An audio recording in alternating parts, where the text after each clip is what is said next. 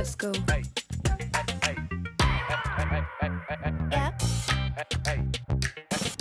Let's go. Yeah.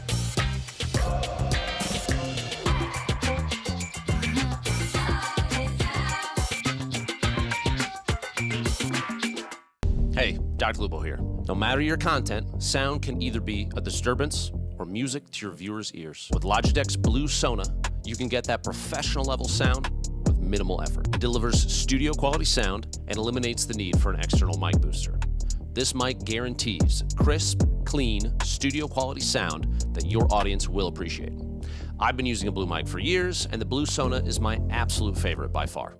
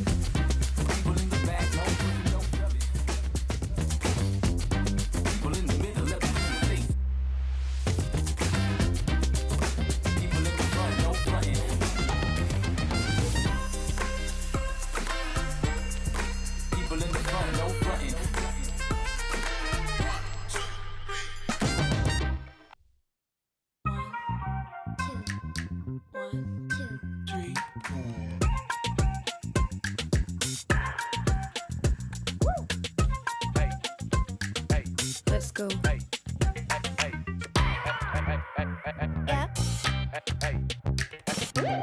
go. Yeah.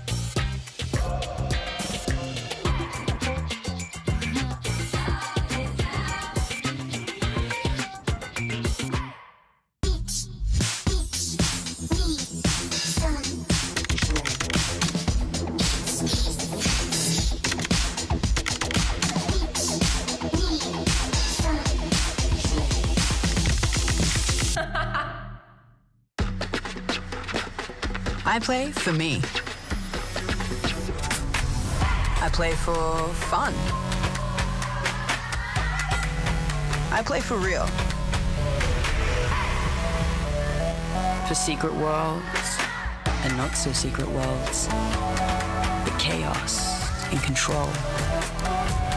Low-key vibes and all of the high fives. For feeling like a boss and the final boss. For friends and Friday nights. Conquests and side quests. I play for one.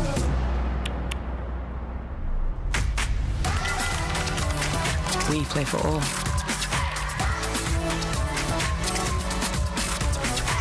This is a new age of play. Play your way.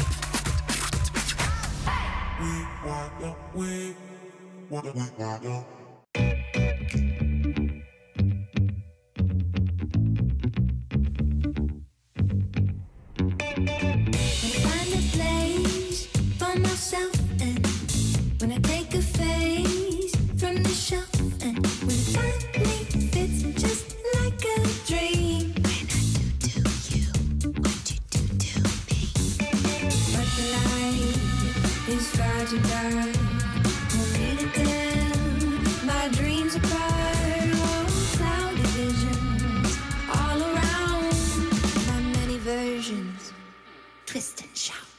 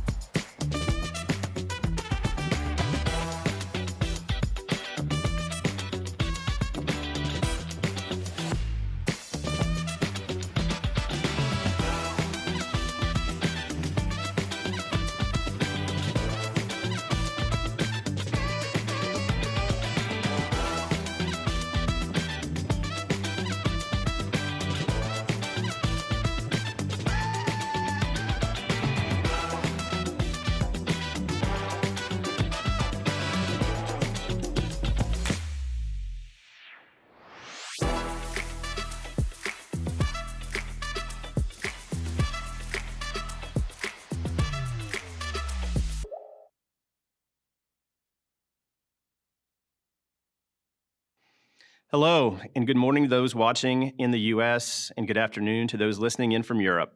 Thank you for attending our fiscal year 2023 Analyst and Investor Day. The team is so excited to share our plans for the upcoming year. Allow me to quickly cover today's agenda, and we'll get started. Bracken will lay out the vision and future of Logitech, where we are focused on creating meaningful long-term relationships with our customers by delivering a seamless experience across all of our products. You'll then hear from a select set of our senior leaders as they outline how they will bring this vision to life. Ujesh will provide an update on the always dynamic gaming and creator space, where Logitech is addressing customer demands with products spanning the casual gamers to the hyper-competitive professional gamers. Scott will update you on our plans for business to business, where we're focused on delivering a seamless hybrid collaboration experience and comprehensive enterprise solutions. Delphine will walk you through our personal workspace solutions group, highlighting their unique approach to customer segmentation, innovation, and product development. Next, Prakash, our COO, will highlight his team's focus on reducing costs, optimizing inventory, and diversifying and automating our manufacturing, as well as provide an update on our sustainability efforts. To wrap things up, Chuck will lay out what all this means for our forward-looking financial performance. He will cover guidance for fiscal year 23 and beyond, as well as outline our capital allocation priorities. And then we'll head into our question and answer session, which will include all of today's speakers. I must point out that today's presentation includes forward-looking statements, including with respect to future operating results and business outlook. We're making these statements based on our views only as of today. Our actual results could differ materially, including due to factors that are set forth in our most recent Form 10-Q and subsequent filings. We undertake no obligation to update any forward-looking statements. We will also refer to non-GAAP measures, and you will find a reconciliation between GAAP and non-GAAP results and information about our use of non-GAAP measures in our materials and SEC filings. Today's presentation is being recorded and will be available on Logitech's Investor Relations website, along with our press release, GAAP to non-GAAP reconciliation, and transcript. So, to get us started, please allow me to introduce Logitech's chairperson, Wendy Becker. Wendy? Thank you, Nate, and welcome everyone to our annual Analyst and Investor Day. I am Wendy Becker, Logitech's chairperson. As you just heard, Bracken and the team will provide an update on the current fiscal year, and as importantly, outline our plans for the years ahead. Fiscal year 2023 was a year of transition for Logitech as we continue to navigate a series of external headwinds. And while our recent results were regretfully disappointing, I am pleased with the team's actions and commitment to remove costs from the business to align with our top-line results. As the board and I look beyond the near-term uncertainty, we remain optimistic about the trends driving our business and the vibrant categories in which we participate. We believe strongly in the positioning of the company and are always so proud of the positive impact we're having on the environment and the communities in which we operate. The board will continue to watch out for the best interest of our shareholders and other stakeholders. So again, thank you very much for joining us and for your interest in Logitech. And with that, I will hand it over to Bracken. Thanks, Wendy and Nate, and welcome everyone to Logitech's Analyst and Investor Day. I am so excited to have you with us today, and I'm grateful for your interest in Logitech. I spoke last year about my optimism for the future, the tremendous growth that we've experienced over the last decade, and the dynamic, growing categories in which we're market leaders. And all of that's still very true. That said, while my optimism about our business is as robust as ever, this past year was disappointing. The strong external headwinds, including inflation and a strong dollar, macroeconomic uncertainties in general, and near-term demand visibility challenges were all worse than I expected. Of course, we always prepare for downsides. It's in our risk management mindset, and so we removed costs quickly. We stressed to our team and to you, our shareholders, that we needed to focus on what we can control, operational excellence and product innovation, and we did. But in the end, as the market declined, so did our business. I'll touch on some of the factors that hurt our growth this year. But we used this year to transform the organization for future growth. We invested into key growth areas and have reduced in areas with less clear returns. My guess is that you're here today, though, to more clearly understand our plans for the future. You want to understand how our product portfolio is positioned for long-term strong growth. Gain a better understanding of where we're investing. Learn about our views of the categories and markets in which we compete. And even get under the hood of our approach to product development. We'll do all that today. And in the end, you'll likely put all that information together and ask yourselves, is Logitech positioned to grow long-term? Is management excited about the future? What changes have we made organizationally to set us up for the growth long-term and an efficient structure? Are we through with the post-pandemic reset and prepared for a return to growth in the long term?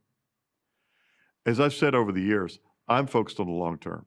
So you won't be surprised to hear me say that the answer to all those questions is an emphatic yes. But as Chuck Boynton, our recently appointed CFO, welcome Chuck, will walk you through later in the presentation, the near term will be challenging. It's very difficult for us, and I'd argue for most in the industry, to have conviction around a precise date for overall economic recovery and a return to growth. Even so, we'll provide our outlook for the next 6 months. One final thought before we get started. I've been here for over 10 years, and we've been on a long-term path to build a great company. We've come a long way. We transformed so much in my early years at Logitech, but I'd say we've evolved even more inside in the past too. We've transformed our business in exciting, fundamental ways. We're moving from a hardware consumer company, to a cloud peripherals company that serves both enterprises and consumers at scale, all wrapped in an outstanding seamless user experience across our products. We've combined organizations to simplify our decision-making. We're simplifying our portfolio, and we're narrowing our focus on the huge growth opportunities ahead of us. More on that later. Now let me get started. If you've been to our AID events before, you know there's an emphasis on our capabilities. We're continuing to invest in and grow our core capabilities. We are a design-led company that leads in the majority of our categories. We've evolved our world-class operations capabilities throughout the tumultuous years of the pandemic. We have strong go-to-market capabilities that we actively refine to meet changing end-user preferences.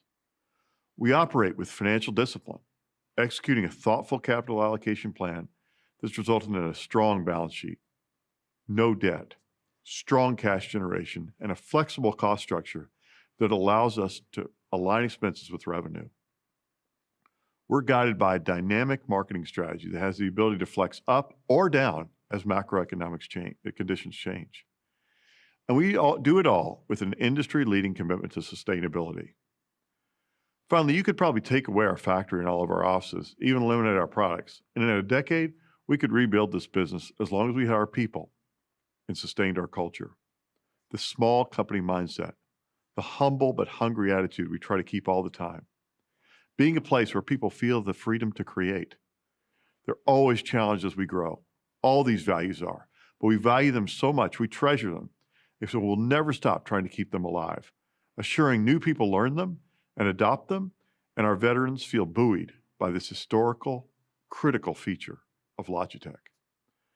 Now to what markets are we applying these capabilities? We keep trying to keep it simple and focused.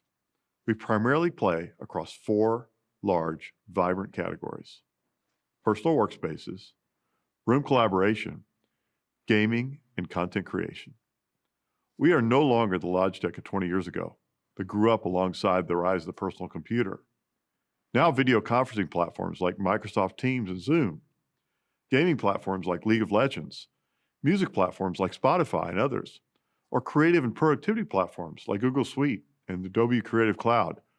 All of them are served from the cloud. And Logitech designs the equipment people use to engage with them in the cloud. We sell 3 million products every week to do that, 150 million a year, all around the world. So despite all the external factors that may swirl around our business, this is fundamentally who we are and where we play. This is Logitech. As I said earlier, we are very clear-eyed about our fiscal year 2023. We're a substantially larger company than pre-pandemic, but there's clearly a measure of reset taking place in our markets and in our results. So what changed throughout the year that impacted our results? I'd point to three things. One, exogenous factors, geopolitical tension, war, inflation, foreign exchange pressure were all more numerous and longer lasting than we expected.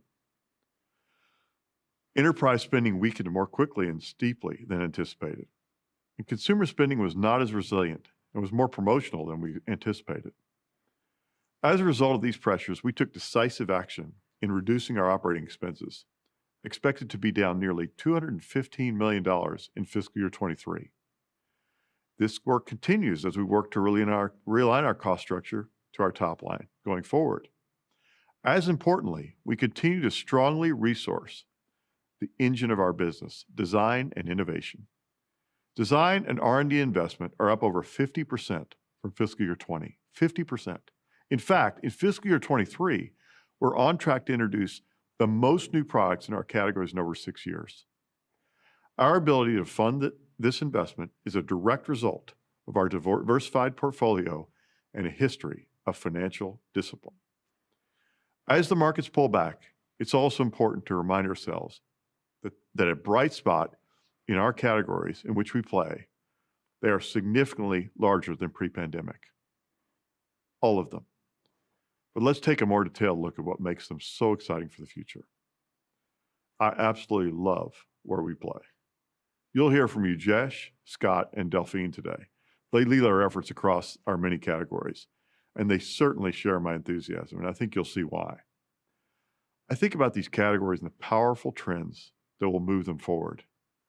While video enablement of all rooms seems inevitable, let's talk about the very near-term choppiness in this trend.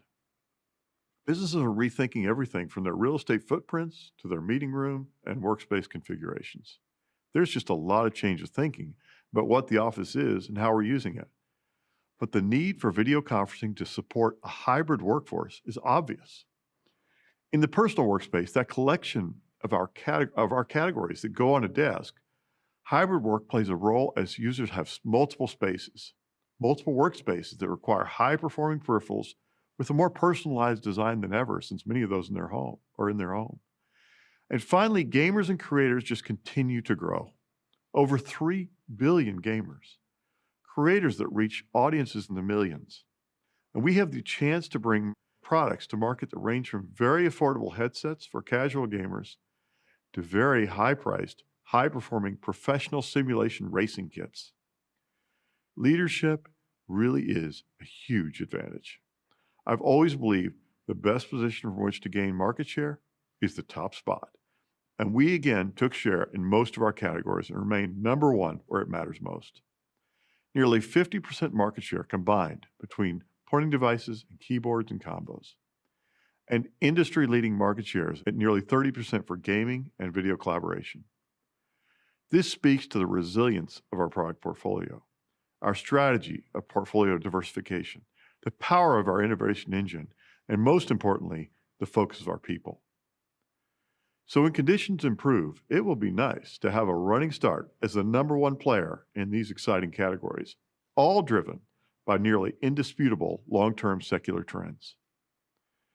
As excited as I am about our position in these individual categories, though, it's not actually the only way I'm thinking about moving the business ahead. Our goal is so much bigger than being a market leader in each individual category, because we're moving beyond providing individual products that address isolated needs. We've built hundreds of millions of relationships with our customers, driven by great products and a brand that resonates. From these deep, meaningful relationships come customer insights that lead to product innovation and ultimately to a larger addressable market. These individual products can be tied together, seamlessly integrated, with a unified, simple interface to create a solution. So that's our focus going forward. Our users should intuitively move across workspaces, meeting rooms, play spaces with a frictionless experience. And to create an outstanding, seamless experience for our consumers, we needed to first organize ourselves for that purpose. Then create that experience for our partners and enterprise customers, and finally create that experience in our products. It's early, but let's take a look at what that means. I spoke earlier about the opportunity for transformation, especially during challenging times. This is a prime example.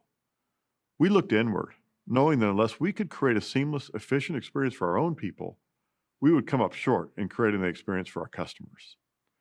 So we combined our commercial groups, which will allow more effective and efficient sales processes. This will make us more streamlined in the market and enables our teams to bring our entire portfolio to the sales process. We integrated our hardware and software engineering teams to streamline product design and development. In a world where software will play an integral role in enabling an amazing experience between our hardware products, pulling these teams together made sense. We then combined organization and reorganized our businesses where commonalities exist. We combined gamers and creators, for example. This change is designed to facilitate scale synergies, but more importantly, it aligns product roadmaps. And as we've made these changes, we've always focused on three things: more effectiveness, more simplicity, and more efficiency. We also realized that creating a world-class end-user experience would require us to create an improved experience for our enterprise customers and channel partners. Historically, we've been a consumer-centric, retail-focused company. We didn't focus as we should have on serving the needs of our enterprise customers. We won with our products, not for our salesmanship or relationships. So several years ago, we made the decision to begin to invest aggressively in our B2B capabilities. Often, our video collaboration teams would close a sale with an enterprise customer and quickly be asked by the CTO about personal workspace solutions, keyboards, mice, and webcams, for example. We weren't optimally aligned to seamlessly fulfill our customers' ask. So we made this change. Now we face the market as a single business-to-business team, driving increased scale, sales effectiveness, and attach rates for us, but more critically, a more efficient, integrated solution for our customers. Again, yet another example of a break in the past, a transformation in the way we operate, taking a historically small part of our business, B2B, and building it into a strong capability. The other tremendous benefit of this change is that it permeates throughout our value chain, from our end customers to our channel partners to our service and support teams, and then ultimately to our personal workspace and meeting rooms teams. Having visibility throughout this value chain yields data and brings us much closer to our customer. This deeper, more meaningful customer relationship helps us understand their needs and incorporate improved solutions throughout our products. With B2B sales now representing over 35% of our total revenue, we're generating solid momentum. And so as we were transforming ourselves internally, creating a better experience for our people, enterprise customers, and partners, we were working on creating an improved end user experience too for our customers. In short, an integrated, seamless solution and experience across our products. This work has led us to conclude that software would be the great enabler of that end user experience. This isn't new. In fact, we have more software engineers today than hardware engineers, but it's still in the early stages. To be clear, we are very targeted in our view of the role of software. We're not a SaaS company and have no grand ambitions of monetizing software across all of our entire user base. For us, software creates a better, more tightly integrated experience across all of our products. And with a better experience comes brand loyalty, TAM expansion, quicker refresh rates, and ultimately, stronger growth. I'll wrap up where I typically start. Why are we here? We're here to help all people pursue their passions in a way that is good for the planet. It's a very deliberate statement, central to who we are at Logitech. I spoke last year about the personal importance of three words: all, passion, and planet. And our commitment to this mission remains as strong as ever. And while I've talked a bit this morning about the state of Logitech, we're leaders in exciting, vibrant categories. We're transforming ourselves in meaningful ways and creating amazing, seamless experiences for our end users. I think the thing I'm most proud of is our commitment to the mission statement. The purpose, inclusiveness, passion, sustainability, tremendous aspirations for us to chase every day. And with that, I will hand it over to Ujesh to take a look at our plans for gaming and creators. Ujesh? Thanks, Bracken. Hi, everyone. My name is Ujesh Desai, and I'm the General Manager of our Logitech G business. Today, I'm going to talk to you about how the gaming and creator space is a business with a large TAM, has long-term growth opportunities, and our plans to gain share in the space. So let's jump in, starting with gaming. Gaming is no longer a fringe hobby enjoyed by a small group of consumers.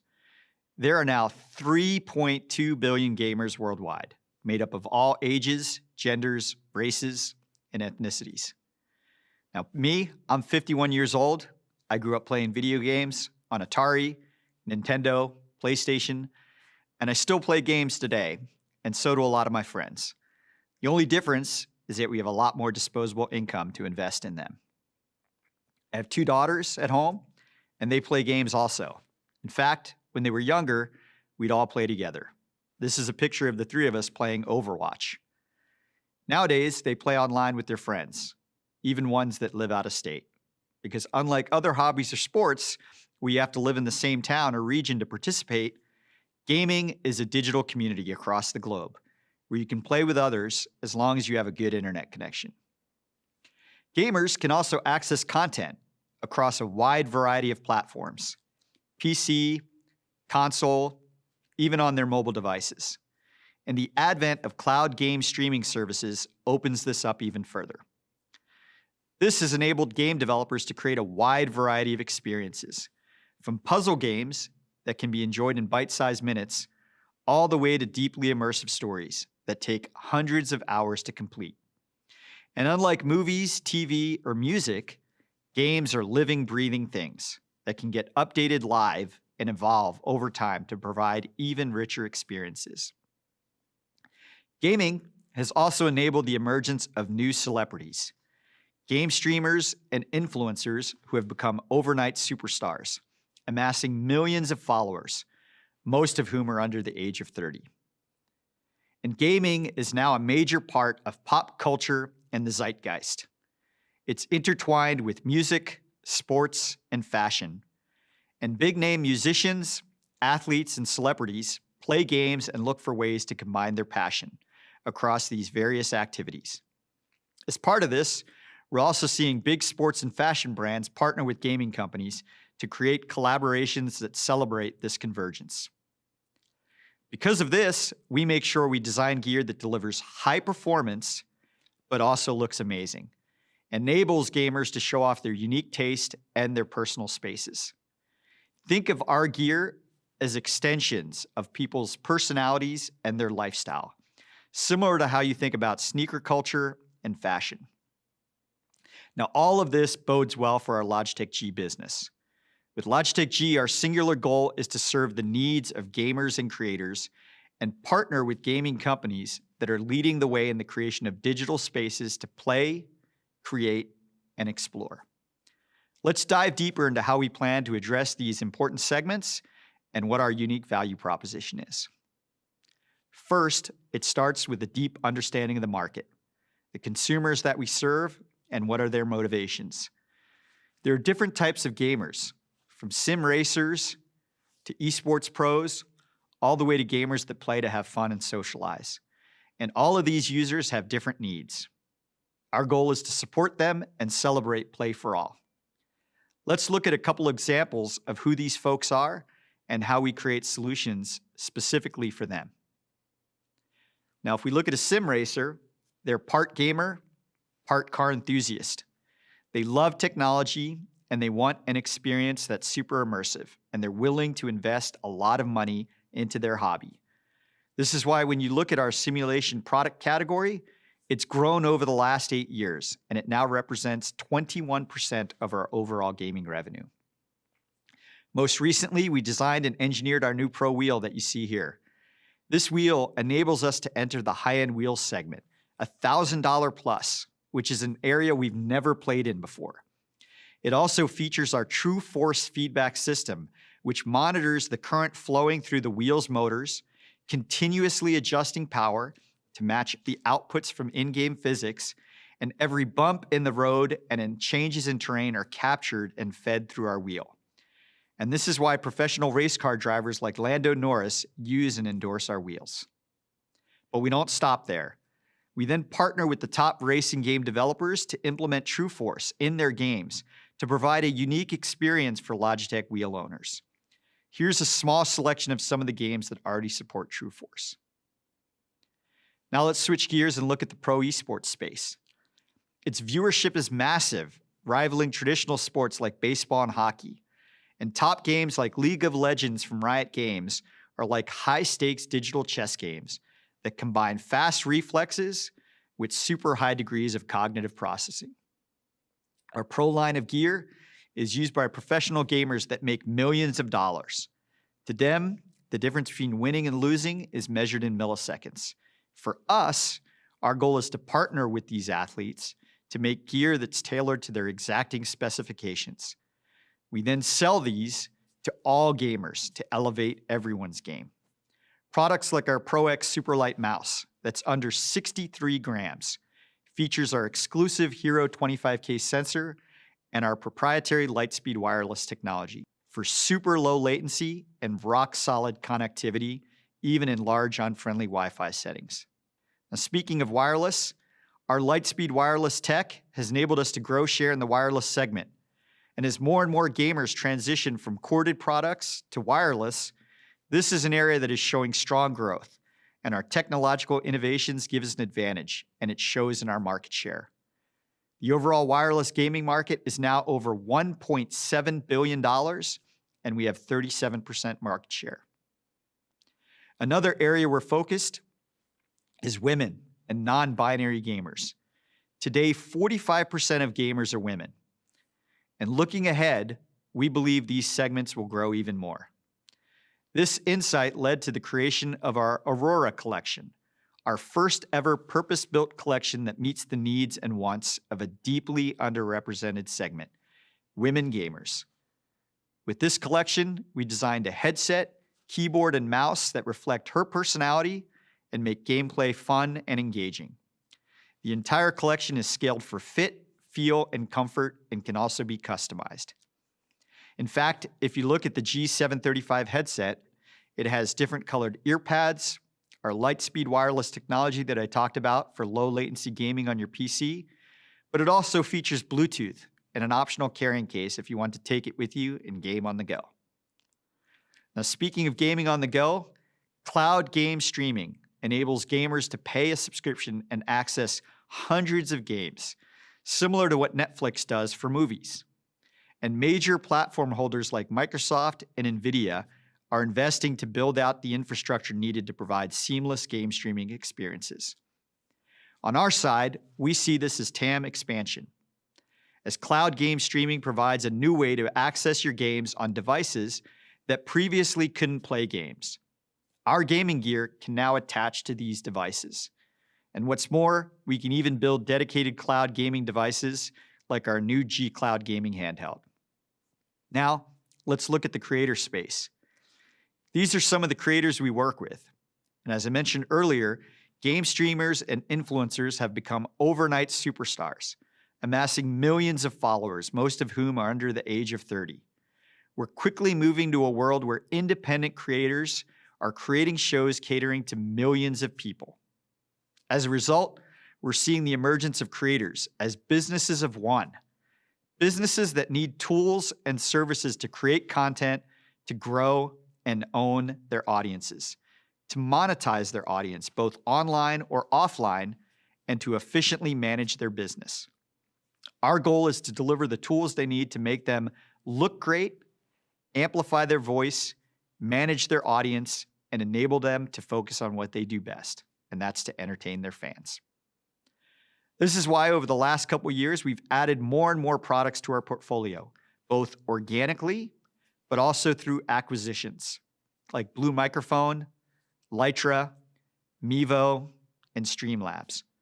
By adding things like high-quality microphones, lights, cameras, and streaming software to our portfolio of high-performance mice, keyboards, headsets, and webcams, we're the only company that can deliver complete hardware and software solutions to meet the needs of content creators. Now, one of the ways we accomplish this is through our G-Hub software. G-Hub brings all your gear together in one place, your mouse, your keyboard, your headset, your webcam, your lights, and your microphone. I can configure the brightness of my lights, adjusting both to temperature and brightness. I can adjust how my voice sounds through my microphone. We can even use our Blue Voice software to add silly effects to your voice. To make boring presentations like this one sound more fun. And I can also adjust my mouse or keyboard settings. And with the acquisition of Streamlabs, which is the software used by all the top streamers to control their broadcast, we've now integrated this into G-Hub as well. This lets users control their gear and their stream at the same time. For example, using your keyboard to control scene switching, I can assign specific Streamlabs themes directly to various keys, and even assign that silly Blue Voice effect we heard earlier. With G-Hubs, Streamlabs, and our powerful hardware, we're giving gamers and creators a full studio at home at their fingertips. To complete the picture, we're also looking at the overall spaces that gamers and creators use to play and create. And as the Logitech G brand and market footprint has grown over the last 8 years, it's enabled us to partner with industry leaders, such as Herman Miller, to design high-quality furniture that meets the needs of this audience. This is another new attractive financial opportunity that we've added to our portfolio. Recently, ourselves and Herman Miller expanded the lineup to include a new collection called Vantum, which brings the same promise of advanced performance and ergonomics at a more affordable price. Well, hopefully by now, you've seen that gamers and creators are at the center of pop culture, and these individuals have different needs and motivations. As a company, our goal is to understand these and design solutions for all of them, whether that's a mouse, a microphone, a steering wheel, streaming software, a gaming handheld, accessibility controls, or even a gaming chair. Logitech is uniquely positioned to serve the needs of these users through our combination of hardware and software solutions. And it's this focus that has enabled us to expand and drive growth. Now, moving forward, as technology advances and large platform holders like Microsoft and NVIDIA invest in building out cloud streaming gaming services, we'll be alongside them, attaching our gear to even more devices and expanding the market even further. When we put all of this together, I personally feel really good about our future. Thank you. And now I'd like to hand it over to Scott. Thanks, Ujesh. I'm excited to be back at AID with my expanded role focused on B2B, which, as Bracken noted, includes video collaboration and all of our products and services focused on the business market. I'm going to cover 3 areas today: a review of the market trends driving B2B, a review of our progress over the past year, and why we believe we are well positioned to thrive moving forward. Let's start with the market update. There are a number of key insights driving the business market for Logitech. First, as we've said before, video collaboration is no longer a nice-to-have, but something that all organizations need to maximize their productivity. This is more true today than ever before. Second, many companies are continuing to hire remote employees away from their offices or headquarters. So what does it mean to return to an office if you are hundreds of miles away? IT leaders now need to support their employees wherever they are. In many cases, some will be in the office and some will be remote, so most meetings will be hybrid. Next, the very nature of the office is being reimagined. Many companies won't be returning to the same pre-pandemic office layout, but one with fewer permanent desks and one more flexible ones. If the purpose of going to the office is all about collaboration, then companies will need more collaboration spaces. Because of these changes, a theme we are hearing from our customers is that IT leaders are being asked to expand their mandate from PC and collaboration support to all technologies involved in making hybrid work setups successful, both in the office and anywhere else. They are now increasingly responsible for solutions that were traditionally the domain of HR or facilities. And lastly, these changes are creating the need and new sources of data and analytics to make more informed decisions about providing the best hybrid work experience. We often hear that decisions are made based on guesses and anecdotal experiences. For example, a CEO might walk into the office on Tuesdays and she thinks, wow, people are really returning to the office. But on Thursday, the CFO sees no one there and thinks, why are we paying for all of this empty space? Clearly, we need data, not opinions. The uncertainty of what hybrid will look like and the lack of real data make the path to supporting employees for hybrid work unclear and even sometimes confusing. Should leaders mandate that employees go back to the office? And if so, what would they do there if not just sitting at their desk or video calling with remote employees? Uncertainty aside, we believe there is much to be optimistic about in the future. For starters, our VC sales are still nearly triple what they were pre-pandemic.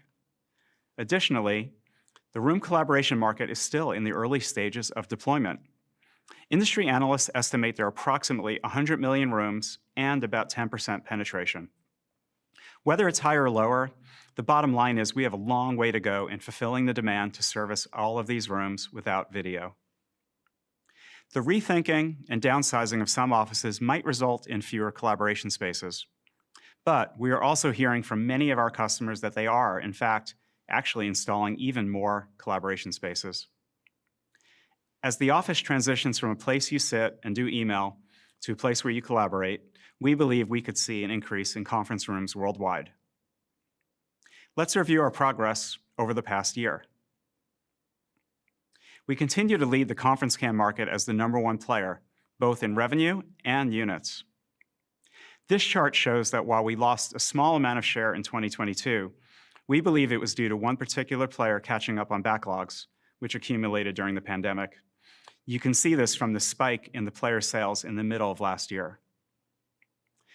As we've discussed at prior AID events, one of our key strategies is to increase the ASP of conference cameras, attach more accessories and services, and grow our share of wallet.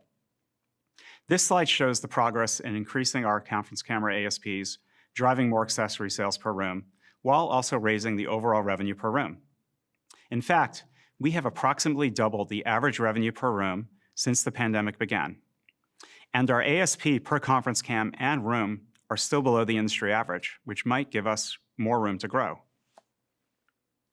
And we are not standing still. Over the past year, our team has unleashed a flurry of exciting and innovative solutions, both in hardware and software. We've won a ton of industry and design awards, including Time Magazine's Top 200 Innovations in 2022 for Logitech. I'm incredibly proud of what our team has accomplished. This next and final section will describe why we think Logitech is well-positioned to win for the future in this B2B space. As I've said in the past few AID events, the market is continuing the shift from point products and hardware to software and systems. This raises the barrier to entry for those who don't excel at software and will require a competency in providing an entire room solution. Only a handful of players will successfully navigate this transition. I believe that Logitech, with the majority of our collaboration engineering team already focused on software and systems, is in an excellent position to thrive. We are delivering superior solutions that the market is demanding. One example that requires a software and systems approach is the challenge of meeting equity. I'm sure all of you have experienced this situation by now. A number of people are dialing in from home, just like during the pandemic, except now, in our new hybrid world, we have people back in a conference room like this picture here. If we're honest, it's not that easy to see or hear people optimally like we do when everyone has their own video square. But wait, it gets worse. Someone now decides to share their screen, and those small people in the conference room now look small and tiny, like ants. Before the pandemic, this only affected a small number of remote workers. Now, with hybrid work so common, it's ballooned into a critical problem to solve. In fact, our customers nearly universally tell us this is the most important aspect of team collaboration to fix. Fortunately, we've been actively working on this as a top priority, and I believe we've cracked the code to dramatically improve the remote collaboration experience. Our first step was launching AI-based speaker tracking, which we call Grid View. This allows our AI system to not only focus on the active speaker, but also to identify and pull out key people in the meeting. This emulates the experience of them being at home, even while sitting in a conference room. This shot shows that the same scene from before, but by using our AI Grid View technology, where all the speakers are clearly seen by the remote participants. This is available today on our video appliances. For medium and larger rooms, we've announced Logitech Sight, a center-of-the-room tabletop camera. Sight works in conjunction with the front-of-the-room camera to provide the best view, regardless of where people are looking. Everybody in the room can behave as they normally would, and the combination of multiple cameras and our AI software always gives you the best view of the action. I like to say this is a little less Silicon Valley and a bit more Hollywood. Multiple cameras with a smart director, always giving the remote user the best view. I've been talking about this for a while, but now this vision is becoming a reality. I'd like to show you a short video of how this all works with our AI software and new Sight camera.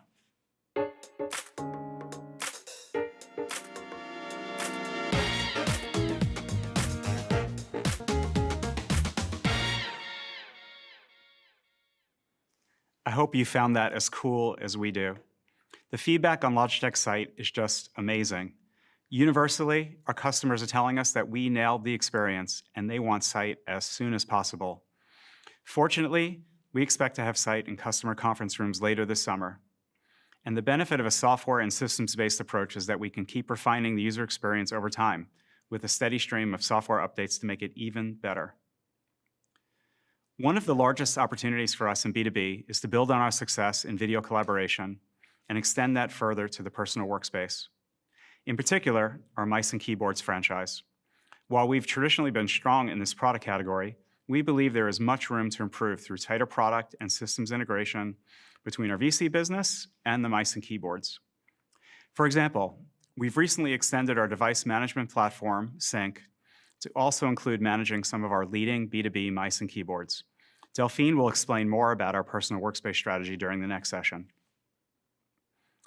As we've said before, we are not doing this alone. We are the largest room collaboration partner across Microsoft, Zoom, and Google today. And working closely with each of them, we can continue to co-innovate and drive the market to adopt these solutions. Speaking of innovation, we are far from done or slowing down. As the world dives into the hybrid experience, we are delivering award-winning solutions and running fast to solve these challenges. So, to sum up, am I disappointed by the slowdown and drop in sales? Absolutely. But despite the recent setback, I could not be more excited about our medium and long-term prospects. The world is moving to hybrid work. That will require new and better solutions that are software and systems driven. Equitable meetings are a critical problem that needs to be solved. And I think, as I've shown here, we have a breakthrough solution that will become the new standard for video meetings. We are the #1 market leader in conference cameras. With our innovation humming, we are well positioned for success. And last but not least, video meetings are the de facto way we now collaborate. The march to having video everywhere, in all rooms and all spaces, is inevitable. I'm super enthusiastic that we are in a strong position to help the world get there. So thank you, and now I'd like to welcome Delphine. Thank you, Scott. Good morning. My name is Delphine Donnet, and I lead Personal Workspace Solutions. I'm standing here on behalf of an incredibly talented team. Today, I'd like to cover 3 areas: the long-term growth trends that fuel our performance, why that's an opportunity for us, and how we take advantage of the opportunity and maximize it through scale. We look at personal workspace holistically, introducing products such as mice, keyboard, and combo, webcams, presenters, and tablet accessories. It is our mission to create magical and intuitive personal workspace ecosystems for everyone to work, create, and learn anywhere, in the office, at home, at school, and on the go.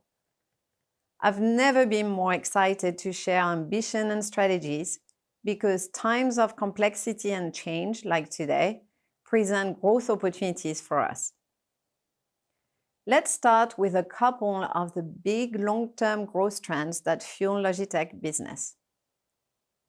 First, hybrid work. This is in fact a blended hybrid reality where in-person and digital experiences merge across our professional and personal lives. It's a big driver of future opportunity with 1 billion knowledge workers out there, according to Gartner. Second, the democratization of digital content creation. As I'll share today when I talk through our advanced user MX portfolio, this trend has been important to the success of the personal workspace category.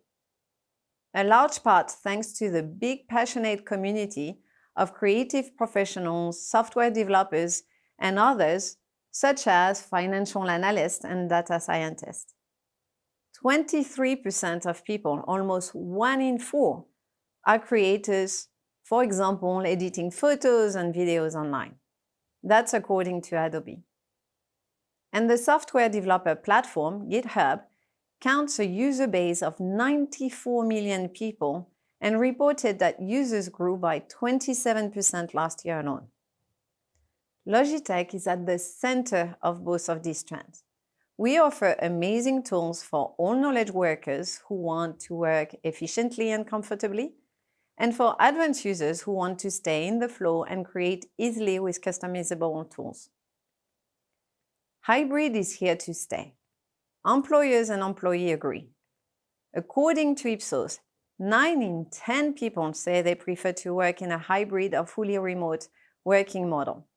And Frost & Sullivan believes over 74% of hybrid-capable organizations are setting up for hybrid work. I'm sure many of you on this call today don't yet have the right setup, and you're not alone. We believe this is a huge opportunity for Logitech as people migrate to hybrid. The only question is when. The 1 billion knowledge workers in the world all spend time in lockdown where they started to appreciate the value of the right kind of workspace. And we believe these people will continue to build out their personal workspaces. In the US, still only about 50% of people have a mouse, usually the first peripheral people purchase. Plenty of room to penetrate the market even more. And these knowledge workers will also be a catalyst for the organizations they work for. Businesses are still designing new office spaces, and employees will be vocal about their workspaces. If you have the perfect home setup, why would you settle for less in the office?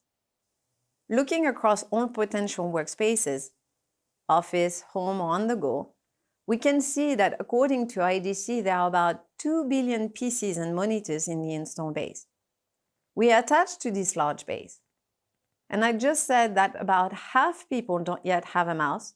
On top of that, about 3/4 don't have yet a keyboard, and 90% don't yet have a webcam.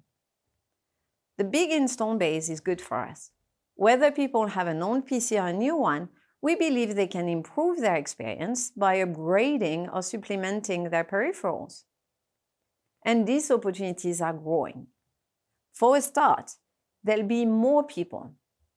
An additional 150 million advanced users are expected to come in the market by 2025, as well as, we believe, millions of content creators. Overall, we anticipate more workspaces per person to fit out as hybrid truly settles in. I personally have 3 different workspaces, 2 at home and 1 in the office. And of course, we benefit from more laptops and monitors sold in the market. We don't see a strong correlation between our performance and annual growth or decline in PC shipments and install base. IDC estimates that another 500 million PCs will ship between now and 2026. Yes, it's an increased opportunity. Let's not forget the new categories and new experiences that hybrid offers us. I'll say it again. So many opportunities for increased penetration to increase the basket value for each user who engages with Logitech. Like any big change, it's complex. The way we work, create, and connect has changed forever. People work from anywhere, and work is not just productive, it's collaborative and creative. It's all blended. The big question for both individuals and IT decision makers now is, how do I make it work? IT managers in particular have to balance employees' needs against budget and security requirements. this complex world is a huge and growing opportunity for us to provide simple, intuitive, magical experiences and portfolios for people and organizations. And we are doing it already with our diverse portfolio and innovation. But how will we take advantage of this opportunity? The key is our multi-audience segmentation approach. One size does not fit all. There are multiple large and growing audiences. Each represent millions of people with different needs. We use our consumer insights and deep segmentation to unearth each audience needs. This allows us to design meaningful yet simple solutions that help them navigate this complex world better. And we are doing this already. Advanced users like coders, designers, and digital creatives push the edges. So we provide premium experiences for their demanding needs with our Logitech MX portfolio. And people seek health and wellness in their digital lives, so we offer ergonomic solutions. And people like to express themselves, so we innovate expressive lifestyle experiences. And people like IT decision makers look for wireless connectivity, and we bring it with secure and cross-OS compatibility. And people who prefer to create, work, or learn on the go, we offer a great set of mobile solutions. We've been in this category for years, but the true opportunity remains untapped. All our products are supported by 4 critical innovation leadership ingredients to make our multi-audience approach extra powerful. It differentiates us from competition, and it's a performance catalyzer. We're very serious about sustainability, both in terms of the environment and diversity and inclusion. And Prakash will talk to this, but let me mention 2 stats I'm particularly proud of. Today, 75% of our mice and keyboards use post-consumer recycled plastic. Innovating new environmentally friendly materials is a key part of our work. We're also innovating to increase diversity of our portfolio. More than 40% of our Amazon US buyers this fiscal year are women. This wasn't the case just a few years back.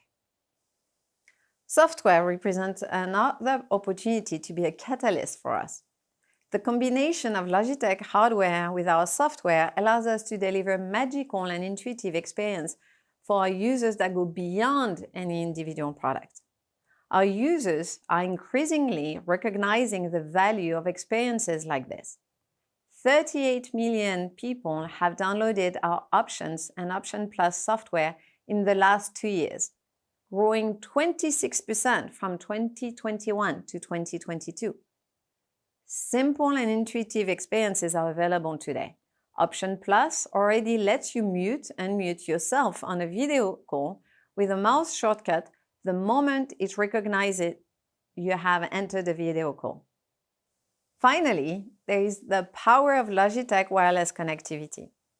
We offer solutions that plug and connect in just 2 seconds across all operating systems, all apps, and all screens.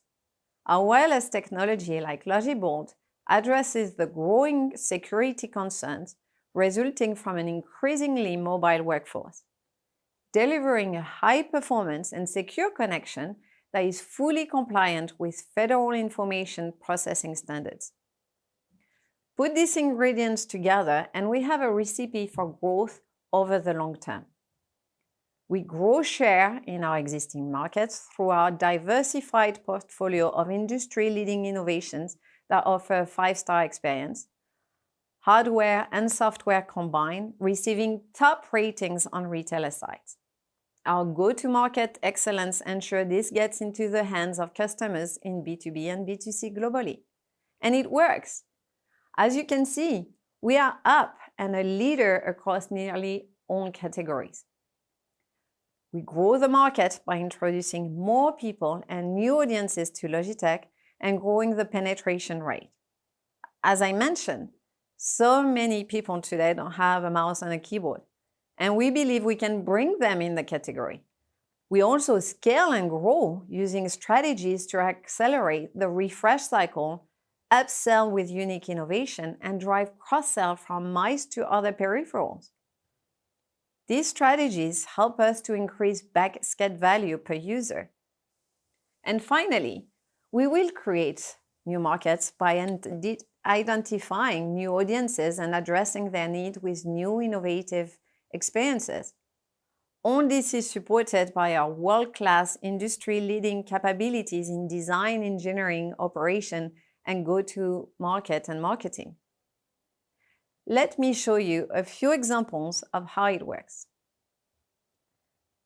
Advanced users have been Logitech's bread and butter since the company was founded. They are our most demanding users, often creative professionals, software developers, financial analysts, or engineers.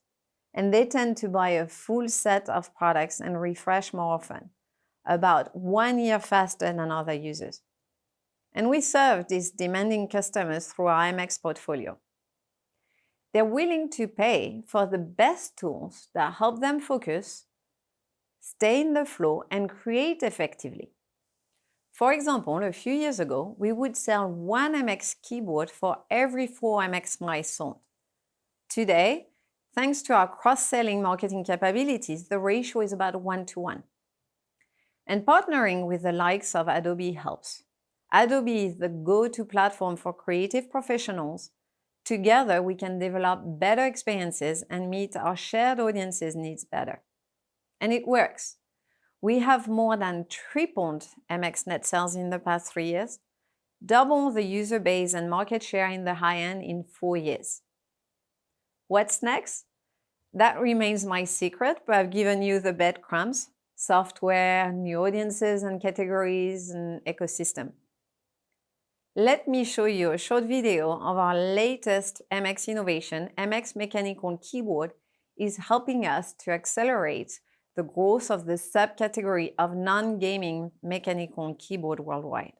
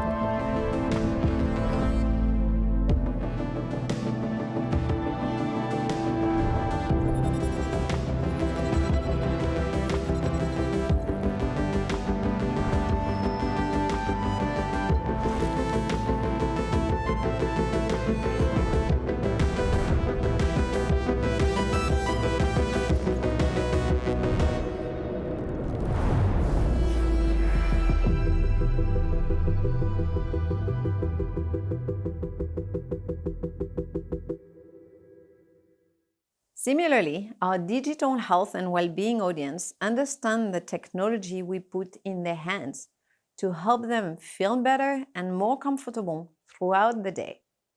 And they're passionate advocates for it. The equation is pretty simple. Millions of people work long hours every day. On average, 82,000 hours in a lifetime, according to Gallup, often in uncomfortable, inactive positions.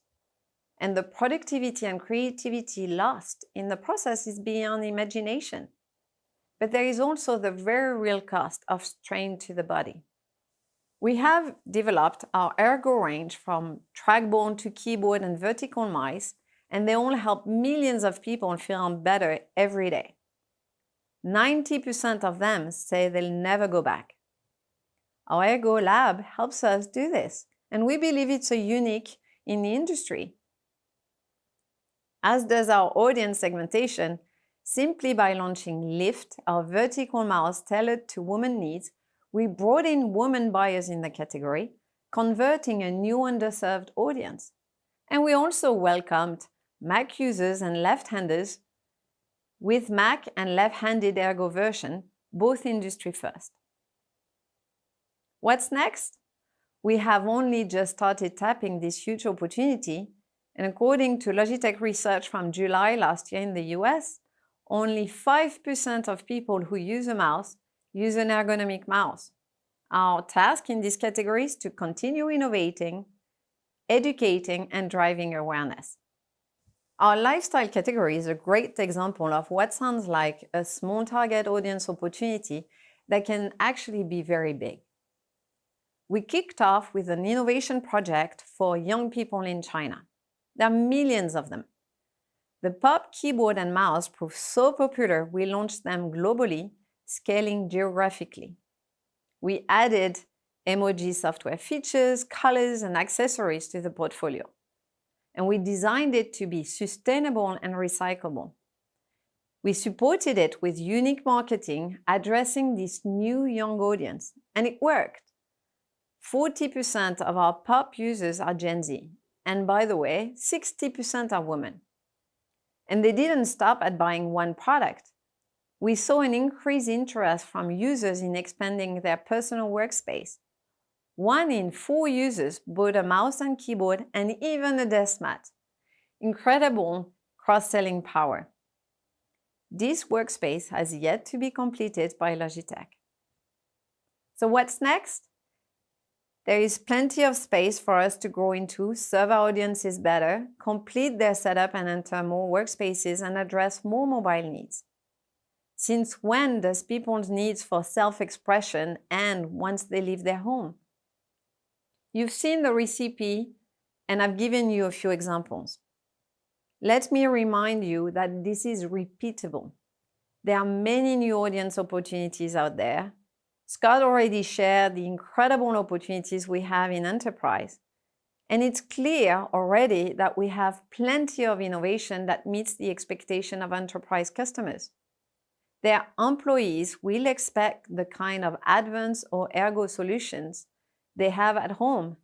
And IT decision makers will appreciate more mainstream solutions such as the M650 wireless mouse, a platform that replaced 6 other products in our portfolio. This simplified our portfolio and also simplified the choice for IT managers, all the while delighting their employees with the right tools and different color and size options of the same mouse. Add to that our secure wireless technology like Logibond, which is perfect for any office environment.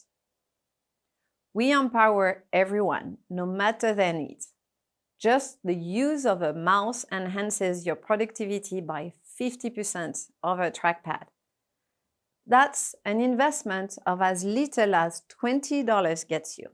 And step by step, people will also value the benefit of a great keyboard and a webcam.